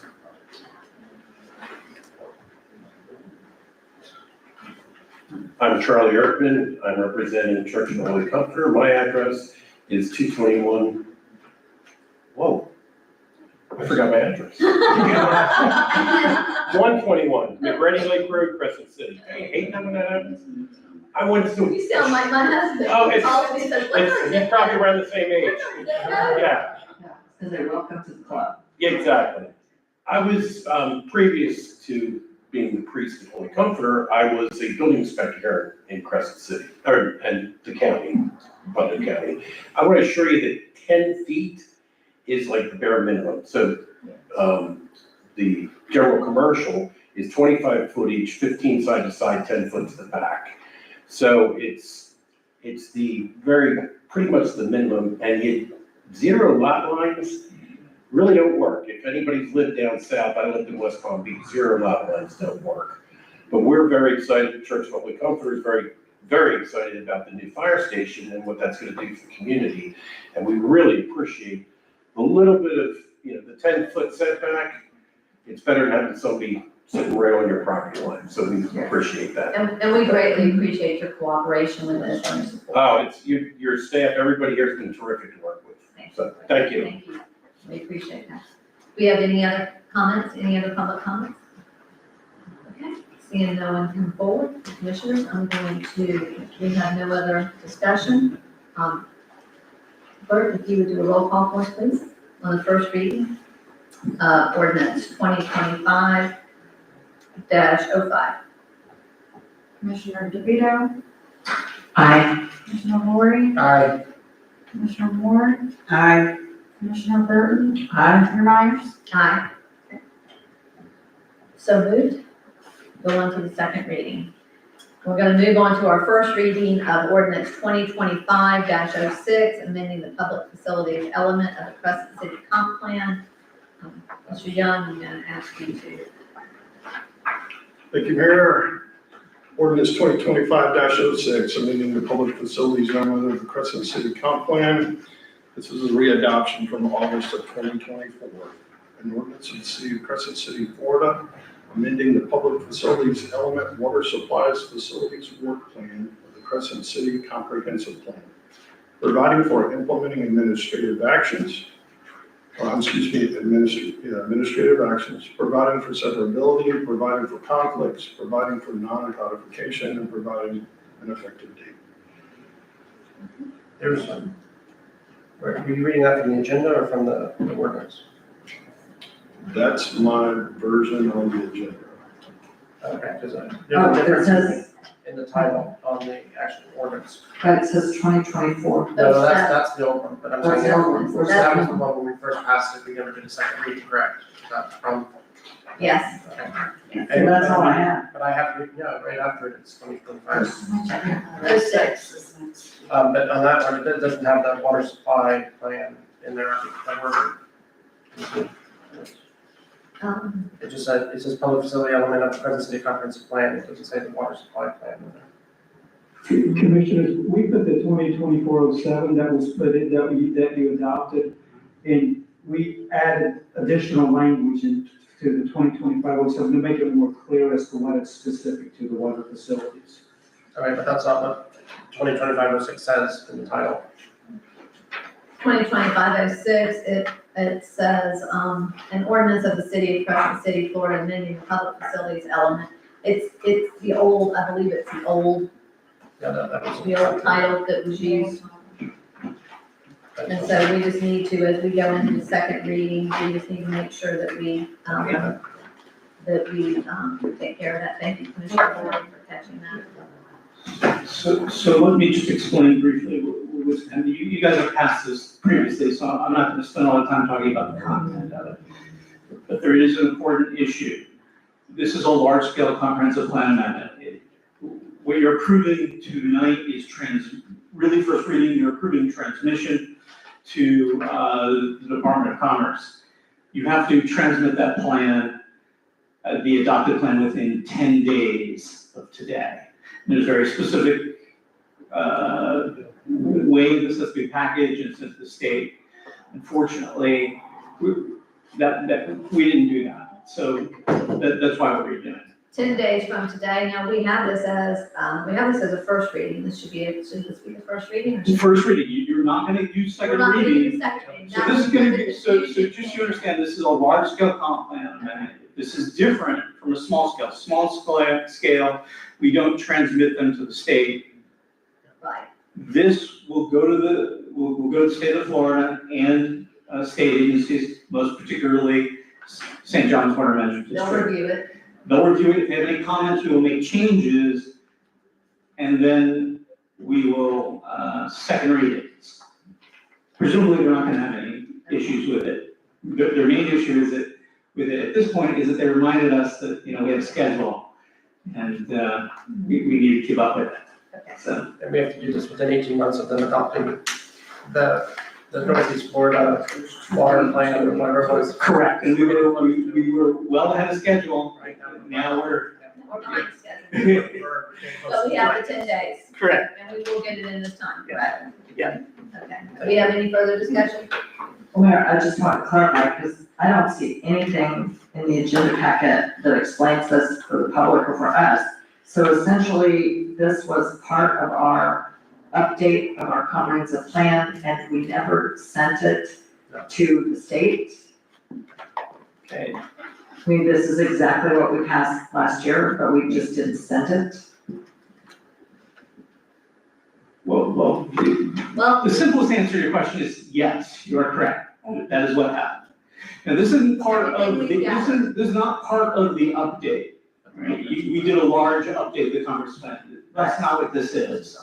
Right? This is an update that was required because the regional water supply plan got adopted, and then each water provider is given 18 months to make appropriate amendments. We made those amendments. A package was prepared, it has to be uploaded. There's certain very specific things that need to be done.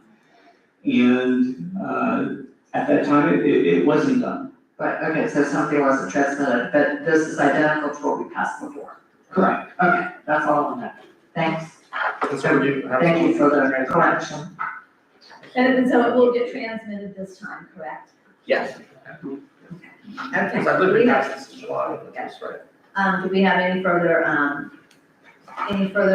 comments? If not, I'm gonna open it up to public hearing. We have anyone from the public that would like to speak, please step forward. Seeing no one come forward, I'm gonna close public hearing. Clerk, if you would please do a roll call on the first reading of ordinance 2025-06, amending the public facilities element of the Crescent City Comp Plan. Commissioner Burton, Aye. Commissioner Moore, Aye. Commissioner Lori, Aye. Commissioner DeVito, Aye. Mayor Myers. Aye. So, thank you. Move on to second reading. Oh, won't move on to second reading, move on to the state. Yeah, great. Move on to the state. If anybody has problems sleeping, try reading the Northeast Florida Water Supply Plan, it'll put you to sleep. By page 200. It's kind of like Groundhog Day, it really, that's what it reminds me of, is Groundhog Day, it just keeps coming over and over. So I'm gonna move on to the first reading of ordinance 2025-07, amending the budget for fiscal year 2024-25. If you'll read the title for us, please, Mr. Young. Thank you, Mayor. Ordinance 2025-07, amending the budget for fiscal year 2024-2025. An ordinance of the City of Crescent City, Florida, amending the budget for fiscal year 2024-2025, providing for administrative action, providing for severability, and providing for an effective date. Okay, thank you. Commissioner Holland, any motion? I move that we approve, is this, do you have two readings on this too? Yes. Okay, so I move on the first reading ordinance 2025-07. Second. I'll second. Okay, we have a motion and a second. Commissioners, do we have on discussion? I'll open up for discussion. I have some questions. Okay. So the reason for this amendment is because we have a carryover of $318,000 from the prior fiscal year. What is not clear to me, and so this ordinance would be allocating $145,000 of the $318,000. So, and I noticed there's a, 165. pardon? Actually, it's 145, 465. Oh, I thought that's what I said. Sorry. Yes, so that would be the balance to be allocated. What is not clear to me, the $318,465, that Mr. Bernhardt, your memo says it's a combination of revenues exceeding expenditures along with undesignated fund balance from the previous year. When you say the previous year, do you mean even the prior fiscal year to that? Yes, ma'am, that's correct. So that general fund carry forward from that year that wasn't expended last year is now being, part of that is being requested to be carried forward to this year, so. Okay, so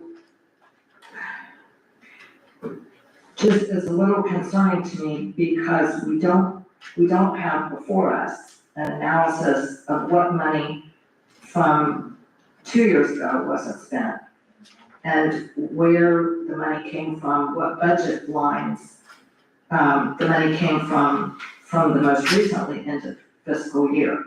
Like, is it from positions that were open, or have we been allocating too much money in some budget lines? if it's not substantially recurring money, if it just is money that we just didn't happen to spend for some unusual reason, we're now, without an understanding of that, and this is really my comment that I'm wanting to make sure we all understand as commissioners, if we don't know exactly where that money's coming from, whether it's kind of one-time unspent money or we're not spending the same money year after year, we're building in that 7% staff increase without knowing, is the source of that money gonna be there every single year? Because right now, when I look at the current year revenues versus expenditures, the revenues did not increase from last year. The revenues are the same. We did the rollback rate for the Act One, then we have other sources of funds, but the revenues didn't increase. So, well, a couple things. We don't have an audit yet, and to me, I think we need to have a review of where the sources of that 318,000 are, because part of it is actually from 2 years ago. Part of it's from this year. We don't know what part is from 2 years ago, what part's from this year, and why that money is there. That just worries me that we would make that commitment. And as well, we are talking about, in our meeting yesterday, gosh, was it yesterday we met? Just yesterday. So in our meeting yesterday, we're talking about increasing the salary that we would be offering to the city manager, and we haven't finished with the benefits. I think I'm very concerned that we don't understand enough about the source of our revenues. I'm very happy to see, but I want to know more about where that comes from. And as well, I think we need to know more about where that comes from. Two responses, Commissioner. Typically and thankfully, the city has a carry forward each and every year, and that is included in the budget. For the second reading, we can give you more of a specificity on the numbers from 21, 22 that would be carried forward into this amendment. Right, this is a lot of money. It's about 14% of our annual budget, and I think we need to know why we don't plan for a carry forward. When we budget to the penny, and we don't know why we're not spending. I have no idea. Things happen, I mean, you have to understand, we've had vacancies, I understand that, adds to it. okay. But we need to know what things happened. And are they things that are going to keep happening year after year, or when they don't happen year after year, will we then be short? So that is a great concern as well. Apparently we had some unexpected, capital renovation expenses. I think in the city manager's report, there's $17,000 for the lift station, apparently. And I wasn't sure about that. If you don't mind, Mayor, could I ask about that? I'd like to finish this up first. Okay, well, I don't know, the 17,000, the city, what I'm asking is that general fund money or does it come from another fund? Comes from. That's out of the emergency fund and sewer services. Okay, so that's the sewer fund, right. But anyway, I just don't think we know enough about where the money's coming from, why it's there, is it gonna be there year after year? Or if we fill our vacancies, then will we be in a jam? Commissioners, each year, there's what they call a mid-year budget amendment. Are you familiar with that? So we look at the closeout, what funds have been expended, where there's been more than sufficient revenue to meet expenditures and we've got over revenue. And then we make a budget amendment for each of those particular accounts. In essence, that's what we're doing here again. So we, as requested Commissioner DeVito, we'll get more specific as to the prior fiscal year and where funds may have been available. Well, and just to let everybody know, this is only, that I remember, this is only the second year that we've ever done a budget amendment, in my experience. No, I think we've had, yeah, I think every year that Charles was 20, here, 21, we did one. 24. And we have always, we've been very fortunate in that we have had a carry forward, every year. And I think that's why the decision was made when we were setting our tax rate, because that we were okay, and there would still be a carryover for this year. Will there be a carryover for next year? Quite possibly not. It just, well, prior to Mr. Rudd being here, I think I can safely say we didn't do budget amendments. And I had another question about our budget. You possibly should. No, what I'm getting at is we need to have better examination of what, this commission has never been told what money wasn't spent. And to me, that's very bad policy, because we need to know what money isn't spent. Where are we allocating money that it's not needed? That's something that we need to know every year as we set the budget. If we're over and over allocating it incorrectly, we just shouldn't be. Commissioner Burton? Commissioner DeVito, I think what's happened is, Crescent City has kind of gotten a windfall, I'm gonna call it a windfall, from different various things that have happened in the city where we sold, a lot of the older homes have sold. A lot of older homes that were paying taxes, that they've been paying a long, long time, 25, 30 years. And I'm just gonna throw a number out there, maybe $300, $400 a year in taxes were sold at a very high price. And some people now are paying, especially on the waterfront, $7,500. And I can go on and on and on, because I listen to them complain about their taxes as high as they are. But I guess what I'm trying to say is there's been a lot of changes here in Crescent City, which really has given us, it's benefited us as a city to give us more money to spend. And we've actually been fairly frugal because we haven't had that kind of money for a long time. So what happens is, we're not just doling it out, we're really trying to look at where we should spend it and how we should spend it.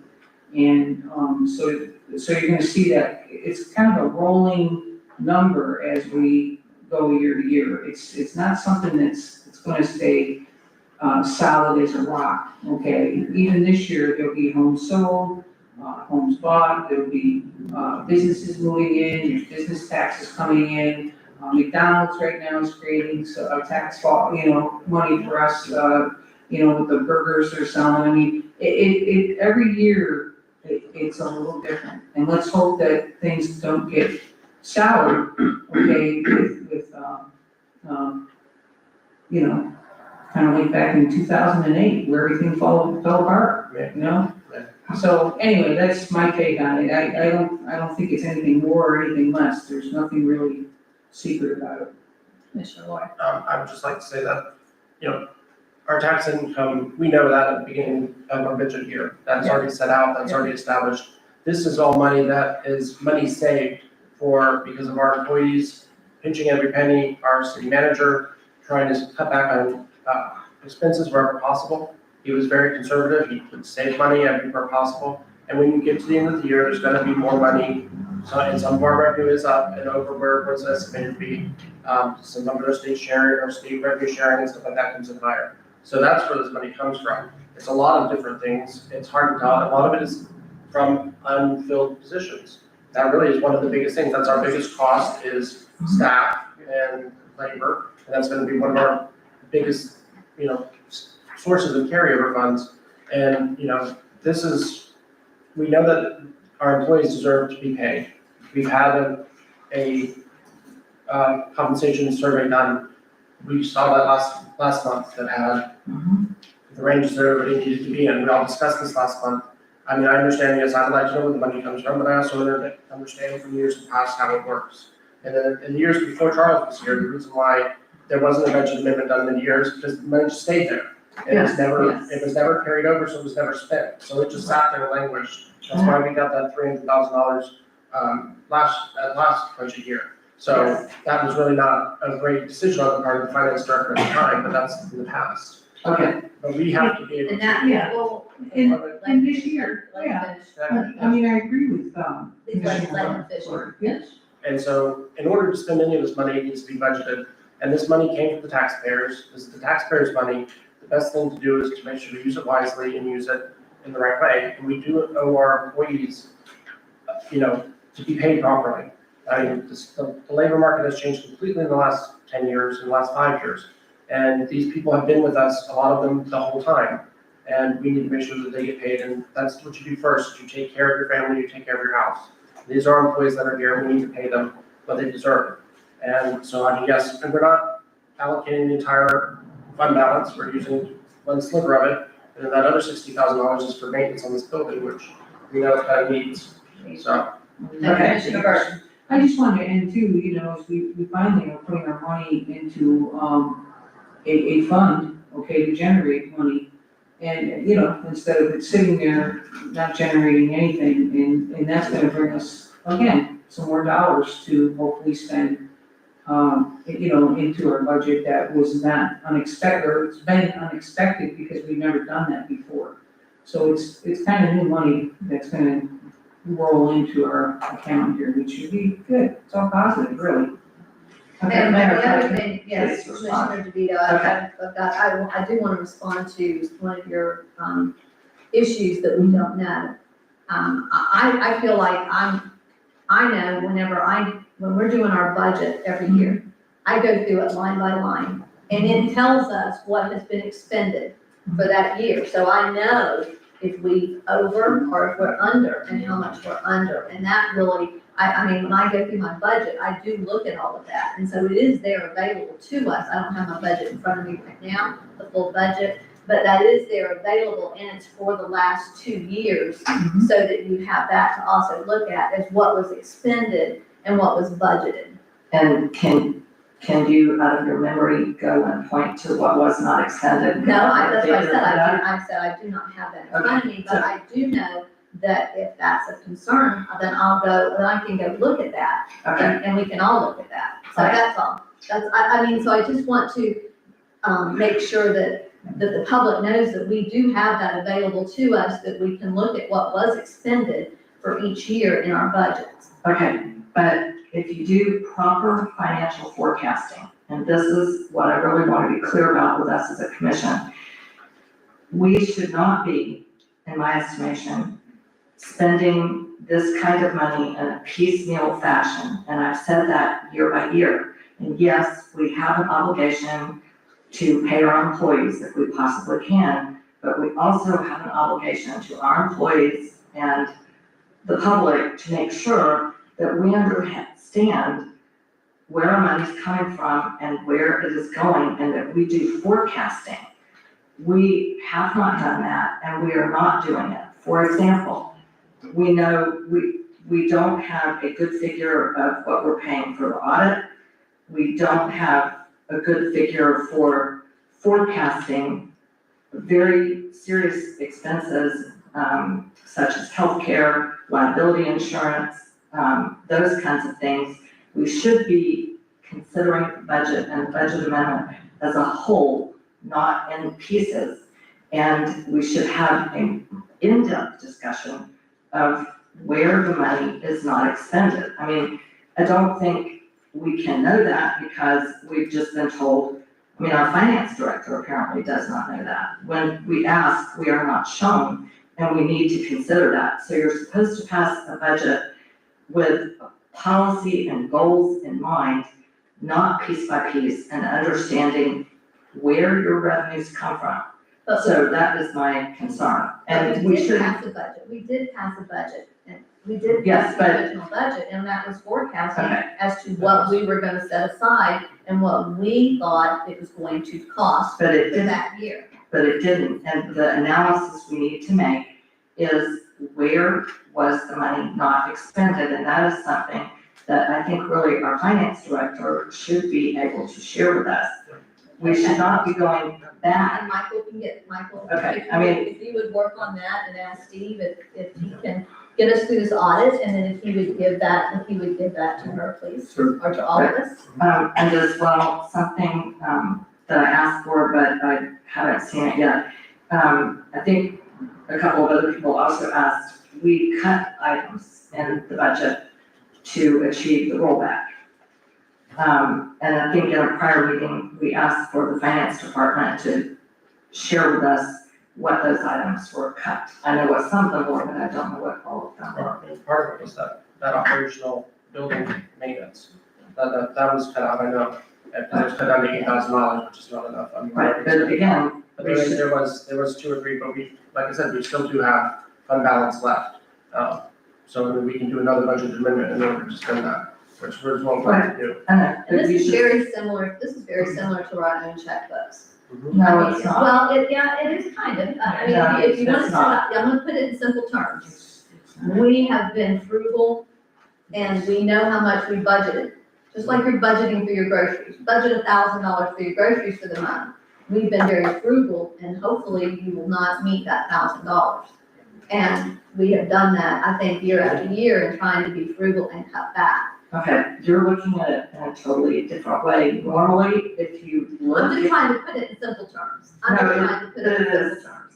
And I'm trying to put it in the proper perspective for policy decisions. If you look at how cities are supposed to pass their budgets, you're supposed to have your vision and your goals and align your policies. We rarely set goals and vision. We don't align policies to go with those goals and visions. We mainly look at what happened last year. We do not do adequate forecasting of what we need to provide for in the next 5 years. And we should not be spending $145,465 without looking at a better overview of the budget, where we've been and where we're going. It's more than just a checkbook. I disagree with you, but we'll agree to disagree. I feel like when we go through the budget, and I guess prior to Charles, I mean, in the past, when you were here, those couple of years, you always did that every year. No, Crescent City, but Crescent City has never done this in the way that it is recommended that cities do it, with policy, vision, goals. Your departments give you a narrative about what they're spending money on and why, what you didn't spend, what you forecast will be more in the future. Documents that explain all this are available at the League of Cities, and we are not doing it in the way that we really should. Okay, we're not doing it correctly in her opinion. So right now, we have a motion in front of us. Yes, we have, yeah. it's called I'm a motion. going to, I'm gonna, You have to we're vote on done, that. we're done with this, huh? Yeah. I'm going to open up to public comment. So at this time, I'll open it up to public comment. So if we have anyone that would like, yes, sir, please come Actually forward. would, like, I'm not here, actually. I was wondering why I was here tonight, but I'm glad I am. My name's Richard Thomas. I agree with Commissioner DeVito that things should be accounted for. But the first thing I want to say to the commission is, God bless you for having money carried forward. And I will agree with the mayor on this, that it is kind of like your checkbook. And I'm glad that somebody in government said that. Because me as a human being, when I sit down every month and I write out my bills and I do it item by item and I budget for the month, I praise God when I have money at the end that I can carry forward, because something happened along the line that I didn't have to spend what I allotted to spend. I'm grateful that y'all said you had, I believe it was $318,465, if my notes are correct, carried forward. I am grateful to this commission that you have those dollars still in the account. Whether they're accounted for, where they came from or not, I agree, they need to be accounted for. The city needs to know why that money wasn't spent. However, it should not be a hit against the city because it wasn't spent. It should be commended that you didn't blow it. And it should be commended to this commission, each one of you, that you didn't make it disappear. And for that, I commend you all. Because there are governments, local, state, and federal governments, as you've seen on the TV right now, that are taking some big hits because money's going bye-bye and nobody can explain where it went. Your problem is you can't explain why it didn't go away. Praise God. I agree. I agree that you should, Ms. DeVito, Commissioner DeVito, I agree. You should be accountable and you should do it. And I agree, there's protocol. These things should happen. And yes, I think that the next time y'all come together, you should come together and you should have this outline. I'm sure you've got some intelligent people over here that know how to audit done and figure this stuff out. Having said that, you've got $318,465 that was not spent that you could use. You could roll it forward. You could put it with your next budget. You could do things, I don't know, maybe put a traffic light where the caution light is so we can quit having accidents there.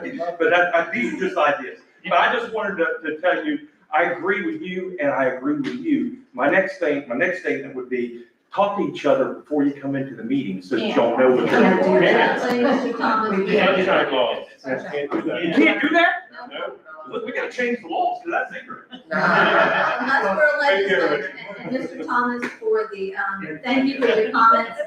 As far as the light at 308, we all agree with you. Unfortunately, DOT does not agree with us. And so it's up to them, and unfortunately, but thank you for bringing that to our attention. With that, do we have any other comments? I would just add one thing. What Commissioner DeVito says is true. It would be great if we could sit down with our vision and each department, and then unfortunately, we don't have the expertise or the time to do that sometimes. I've always wanted this, we need to have a budget book, we should. Every city that in the state of Florida has a book that you can download that's 180 pages that has everything that goes on in the city. And when I was elected, I wanted to try and start doing that. But my time goes just as quickly as Steve's and everybody else's. So I mean, the fact that we can get a budget, that balanced budget is a miracle in itself, but we're working towards that, and hopefully we can get that way, because I understand, Commissioner DeVito, I took budgeting, public budgeting in college, and you're true. I still have my book, it's the most boring book in the world, but it tells you how to budget. And it is an art form too, the forecasting, I mean, you're looking at the last 8 months to try and figure out what to do for the next 18 months ahead. It is an art form more than a science, and sometimes we're off, and we do our best to get there, and we do need to know where that money comes from. Right, and being the policymakers, we scheduled workshops to talk about vision and goals for the year. There are cities that are no larger than we are that do vision and goals at the beginning of the year, and they align their budgets to go with those. You don't have to be big, and you don't have to have a huge staff. We just have to put our emphasis on the proper planning. And if we're not the ones setting the policy, that means that we're not doing the job that we're assigned by our charter. So I encourage us to set that policy and to do the vision and goals. It doesn't have to be fancy, but we need to think through it. And we've had our minds on other things, and I think that's something we need to do. So thank you, Commissioner Lloyd, for saying there is a yes, there is a way to do it. And I think, given what we've had to deal with, I think we have actually done a very good job. And so we do, exactly. I mean, we didn't raise taxes this last year, so we worked really hard to try to do that. And I don't want to take that away. I also want to say that as we go forward, I'm ready to have Melanie do a roll call on this, but I do want to mention that we have the line item for the improvements to the building. And do we want to, after the fact, do we want to have a motion to talk, our discussion to talk about that, so that we can give the city manager some spending authority on that? Because we're going to need to give him some spending authority, I believe. Is that part of this discussion? I mean, aren't we supposed to just say we'll budget $62,000 and then have that discussion afterwards? That's what I'm asking, that's what I'm saying. You need to let's do decide one thing this first. issue and then move on to the next. Yeah, Maybe that, exactly, so that's what I want to make sure. So Melanie, if you'll do a roll call for us, please, on the first reading of ordinance 2025-07. Commissioner DeVito, Nay. Commissioner Lori, Aye. Commissioner Moore, Aye. Commissioner Burton, Aye. Mayor Myers? Aye. Okay. So move to the second reading, and Mr. Billhart, I do want to commend you, thank you. If any of you have talked to our staff, we have a morale issue, you know, and so hopefully this will help with that, and thank you for recognizing that we have some good people, and they have been underpaid, and making sure that they're taken care of. That is the one thing I think in the last few city managers that they have worked really hard to make sure that staff, that we recognize them. And as much as we tell them good job, this is our way of being able to better recognize them for the efforts that they do to move the city forward on a day-to-day basis. Mayor and Commissioners, the staff that really does appreciate the fact that the commission does care about them, so I'm going to share that with you. Thank you, and thank you for moving that forward. And with that, so we've got, Mr. Gohart, do you want to speak to the money that we've asked to be allotted for the building? Yes, requesting a little bit of dollars to be put in for what I would call public buildings and maintenance. This facility that we're in right now, Charles did a great job in putting in this bathroom in the back. And that's quite frankly, the only thing that I think that I recognize. Yeah. So we'd like to have some dollars put in to maybe upgrade this building as we can. We're not asking for a lot of money, but maybe to do some repainting, maybe add an additional room or office. We develop it for an aid or a conference room. So we just like to have some dollars to be able to use to improve the building. That's how this line item is for? Yes, Alright. that's what this line item is for. And maybe some new carpets, so when Yeah, people I walk was in gonna say, here, I'm not sure. because, yeah, you've got that in the front, when you walk in, we have it down the hallway. This would be nice to have wood back here, so our chairs would actually roll out. You know, I think that's the one thing is part of us saving money is we have neglected our own home. And the chairs for the audience. And I've never had to sit in them, but I possibly hear them. chairs for the audience. They're Before our full. meeting. Theater quality issues, you know. Yes, Commissioner DeVito. So I do have a question about the 62,000 and the budget authority. So it was very obvious there's something going on with the roof on the annex. And I think it was mentioned somewhere in the city manager's report. Would this 62,000 be used to address that issue? I thought it was 14. A portion of that can be used for that roof, yes. In fact, our assistant city manager has contacted 2 roofing companies to come out and give us some cost estimates on making the adequate improvements there. Right, because it was my observation, and I know nothing about building maintenance really compared to other people, but it looked as if there was a water issue. But I heard Commissioner Lori say something about warranty, we have a warranty on our roof. It's been corrected, the roofer who did the roof prior has been out and fixed it, there was a crack and a leak. There are some stucco issues on the exterior of the building, that's a resulting issue of the roof, but the roof leak has been rectified and corrected under warranty, yes. Okay, I thought I so- heard that somewhere. And Charles took care of the leak that happened internally through those offices when it happened in Pam's office, it was primarily.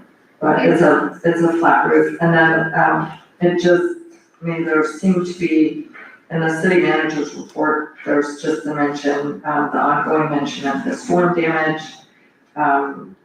Just, you know, it'd be helpful if we had an idea what some of the repairs might need to be. So we can do that. But I think we also need to give him, the authority, because that's what we do, is we set policy and he implements it. And so we need to give him some spending authority so that he can get some of these repairs done.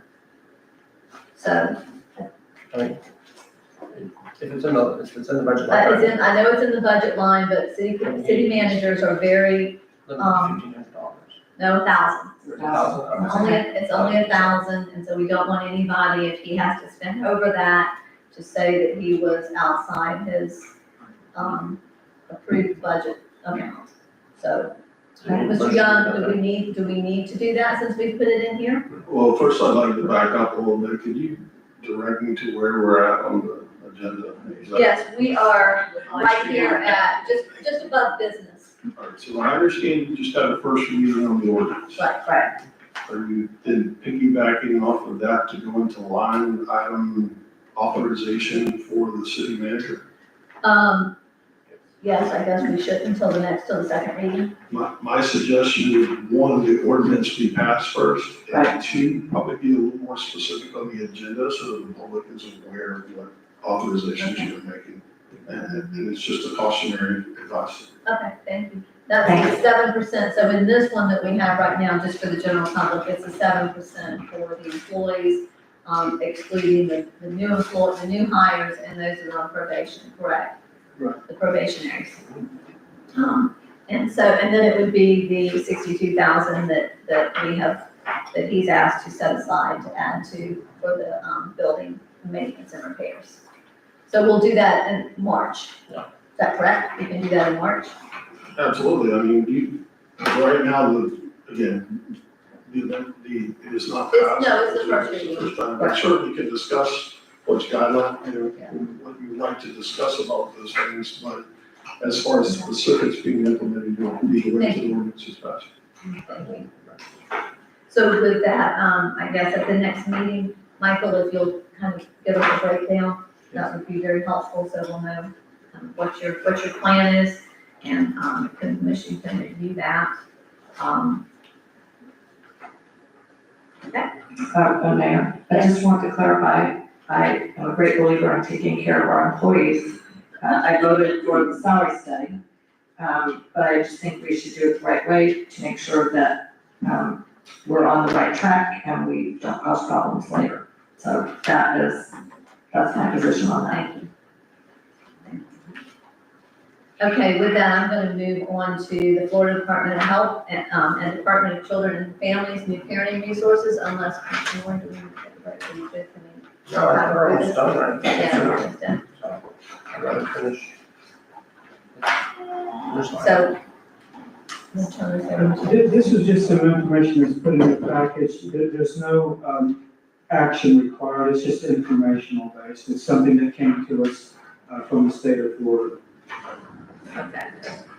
I'm We sorry, have I'm sorry. Commissioner DeVito. Yes, this is really information. Here it is, here's my copy. It appears to be information from the two departments, Florida Department of Health, Florida Department of Children and Families, about resources, which goodness knows, families in South Putnam probably need. So my question is it possible, for example, to make a small version of this and put it in the next water bill, to post it on the bulletin board and billing utilities, just so that it gets more widely publicized for people who might want to make use of it. And I think there's a link here to something called Strong Florida Moms. It's supposed to be support for women preparing for pregnancy, navigating the first few years of parenthood, or seeking community support. And apparently that's a website to go to. So can we? Who brought this to us? Who asked us to? It was an email brought to us by the State Department of Health, so. Okay. And we can certainly, as the commissioner suggested, we'll put it into the next utility. Right, and then to me, that bulletin board of building utilities is a place where a lot of people come. So I think that's why they send it to us.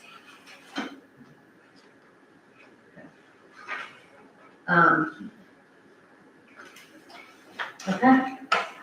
Everyone's in agreement with that? Did you read through it? Okay. So if everyone's in agreement with that, Mr. Bromart, you'll put that in the next billing cycle? Please, thank you. Okay, with that, we're gonna move on to our additional reports and comments. We've got the city manager's report. Do we have any questions? Is there anything you want to highlight, Mr. Bromart? Not this time.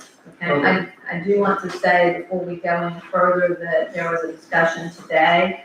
I was not part of the discussion. There was a discussion today with Mr. Grillhart and Jim Hansen. And it was determined that Mr. Billhart would be the contact, is that correct? To take the for the contact for the applications? That was his recommendation, simply because I'm not going to be involved in that one. So you're the one person? So he is not, he is not, I think that's a good choice. I just want to make sure that everyone was aware of that. Commissioner Villa. Sure, and actually, I think that's what possibly the most appropriate choice, and I would certainly think that that would have been something we maybe could have just delegated for Mr. Billhart to arrange as he saw fit, so I'm glad it's working out. Well, at the time, he No, I got know. involved. I know. And I know, just what saying. his intentions were going to be. I'm glad it's working out, we did the best we could. Couple things I wanted to ask about, and there's implications for the commission. First of all, I want to thank Mr. Billhart for keeping so many plates, things going in the right direction, especially coming into such a new situation with so many things going on.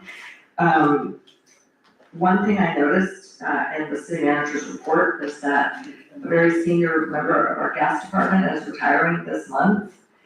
And I guess maybe this should wait until commissioners' issues, but maybe as a commission, we should talk about this at the end of the meeting. We are in the meeting. Pardon? We're at the end of the meeting. Okay, well, I mean, in the city in the city commission issues.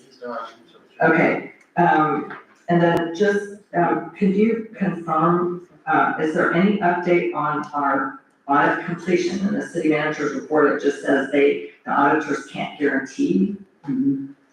Yes, in the overall audit report, when the auditors began the work on the end of fiscal year audit, they identified 85 specific points of information that they had to analyze fiscal. That included both statutory required documentation and those that are non-statutory, but based upon our budget and where the accounts are located. As of today, 83 of those items have been taken care of, such that they're starting the management letters. There are two issues that they're right now working on. One of those deals with pension, and the other one is some liabilities dealing with utilities and outstanding bond or loan. So they are confident that the audit will be completed and be presented to you in a very short time frame. They didn't give us a date specific, but we were told even today that someone is working full speed ahead to get it accomplished as quickly as possible. Okay, and then one item that I keep, that keeps appearing in the gas department report, and I think we talked about this last meeting. Mr. Frank has two issues that he highlights in bold. One is about trees needing to be trimmed near the Lake Como post office, and the other, right, and a line that needs to be cleared that at a cost of $40,000 to $60,000. So needs to be done as soon as possible. Are those still outstanding? They are, the funding is currently not there. Mr. Frank has reached out to the Florida Utilities Commission. We're looking at grant funding possibilities. We are also working with FDOT on the right-of-way because there's right-of-way issues that have to be addressed as well. So this is a discussion item that's ongoing. Actually, we'll see if Mr. Frank's available at the March commission meeting to come in and kind of give an update. Okay, because have we reached a point where the city needs to loan the gas department money to avoid problems? We've done that. We've done that before. So anyway, I don't want to forget about that. So I guess those were my two main issues, except to ask Mr. Brillhart about, but I would like us to talk about, Herman Urban's retirement. Well, I don't know. if you don't know that he I is. think that's a personal. He's announced, I don't know that he's actually given us a formal announcement yet. Well, it was in the city manager's report. When a more specific date has been identified and determined through payroll, I'll give you that information. Actually, we can email out to the entire commissioners. Yeah. Well, I guess my thought was that, we should provide some kind of plaque or way to, honor Herman. He's really just been. Oh, I'm sure we will, and No, I'm sure yeah. Dave will make sure too that that's taken care of with Herman. Yes, and I spoke to Gail yesterday, and she says that Herman is doing, he's doing very well, he's responding well to therapy, so. Okay, well, You never know, he might come back stronger than ever, and, he might have to put that retirement on hold, we could only hope that he's able to do that. But I'm just saying, there seemed to be a date in the city manager's report, and I didn't want him just to, pack up his bag and leave work without us making provisions to recognize him. We would not let that happen. Good, okay. That is good. Does anybody have anything else in the, city manager's report? I have a question. Before you do, I do want to say, if I can, going back to the audit, that all of the letters that needed to be, all of those that need to be notified about our audit, that Steve has sent those letters out, all those ones that have usually my name on it, has sent those letters out to, all the agencies to let them know that the audit is still, being worked on, and he has periodically made sure that they were, kept up to speed on that. Work in progress. Yes. Okay, Commissioner Lori, I apologize, I just while we were still on that. The striping, doing the stripes. Striping. I just worry about those speed tables, people hit them at very high speed. I hit them with my wheelchair. Do we want to talk about the striking? Yes, when that project was approved and authorized, the low bidder was a company that the project manager, is no longer there. Or in that particular division. So they have a new project manager who is requesting additional information. So we're putting together some mapping, locational data. They will more than likely give a cost adjustment based upon their initial estimate. So we're simply waiting on that. We believe we'll have something back probably within a week. But that's something that we believe needs to go forward as soon as possible as well. Any other questions of Mr. Billhart based on his, report? I did notice today that they were taking down the, netting on South Prospect. They did put it downside. I was wondering about the sod.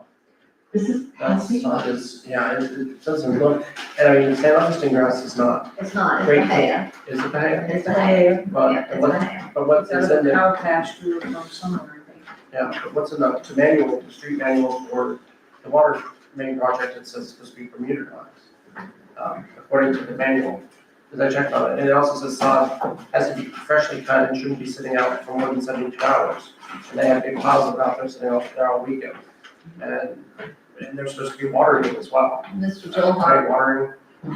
they were watering it this afternoon, but Mr. Billhart, has been working, you want to speak to that, because we've had several complaints, and I watched them put it down, and it was, yeah. We don't believe that the work was done to the progressive level that we would need. So we reached out to the project manager with DV, and they are working with the sub-consultant landscape. Okay, that's Okay, and Mayor, if I could, just follow up, I'm glad Commissioner Ward brought that up. It doesn't look good, and so it is, in the contract, it's the contractor's responsibility to do the watering in. Okay, because boy, they put that sod down on Main Street and there hasn't been a drop of water to hit it. and it's very dry. Prospect, it looks really dry. The neighbors have been, I know down South Prospect especially, and up in North Prospect, that they've been working really hard to try to even it out and to water it.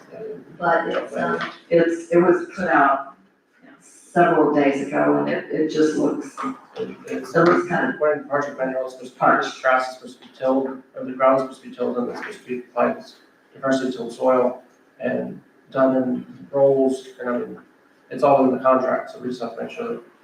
Right. And then they have to water The contractors, project manager looked at it and they were not satisfied either, so we're working on getting that in place. it. Good job, thank you. Thank you, Commissioner Howard. Okay, Don't take me. if that's it, do we have, is there anything in the audit? Okay, City attorney. city attorney, I don't know, anything else you have anything for us? Where's Mr. Holmes? Making a motion. Mr. Holmes is fine. Okay, I just wanted to. I even give him a break once in a while. Yeah, that's. Plus, I miss you guys. I know, it was nice seeing you, it was a pleasant surprise when you walked in Lucky today. man tonight, because look at the time. Yeah, we're doing this for you. I appreciate that. You go back and tell him, go back and tell him that under your watch, you push that meeting, you tell him that. Absolutely not. Because you know what'll happen. I have no further comment, other than it was great seeing everybody again. Okay, thank you, and thank you for being here. Yeah. Okay. I'm gonna be adjourned. Okay, we have a motion to adjourn. All in favor, please say aye. Oh, yeah, second. I was a little eager. I know, I noticed. All in favor? Please say aye. Aye. So adjourned at 8:20. I think this is a record. Congratulations. I know, catch the ball. Yeah. Tennis.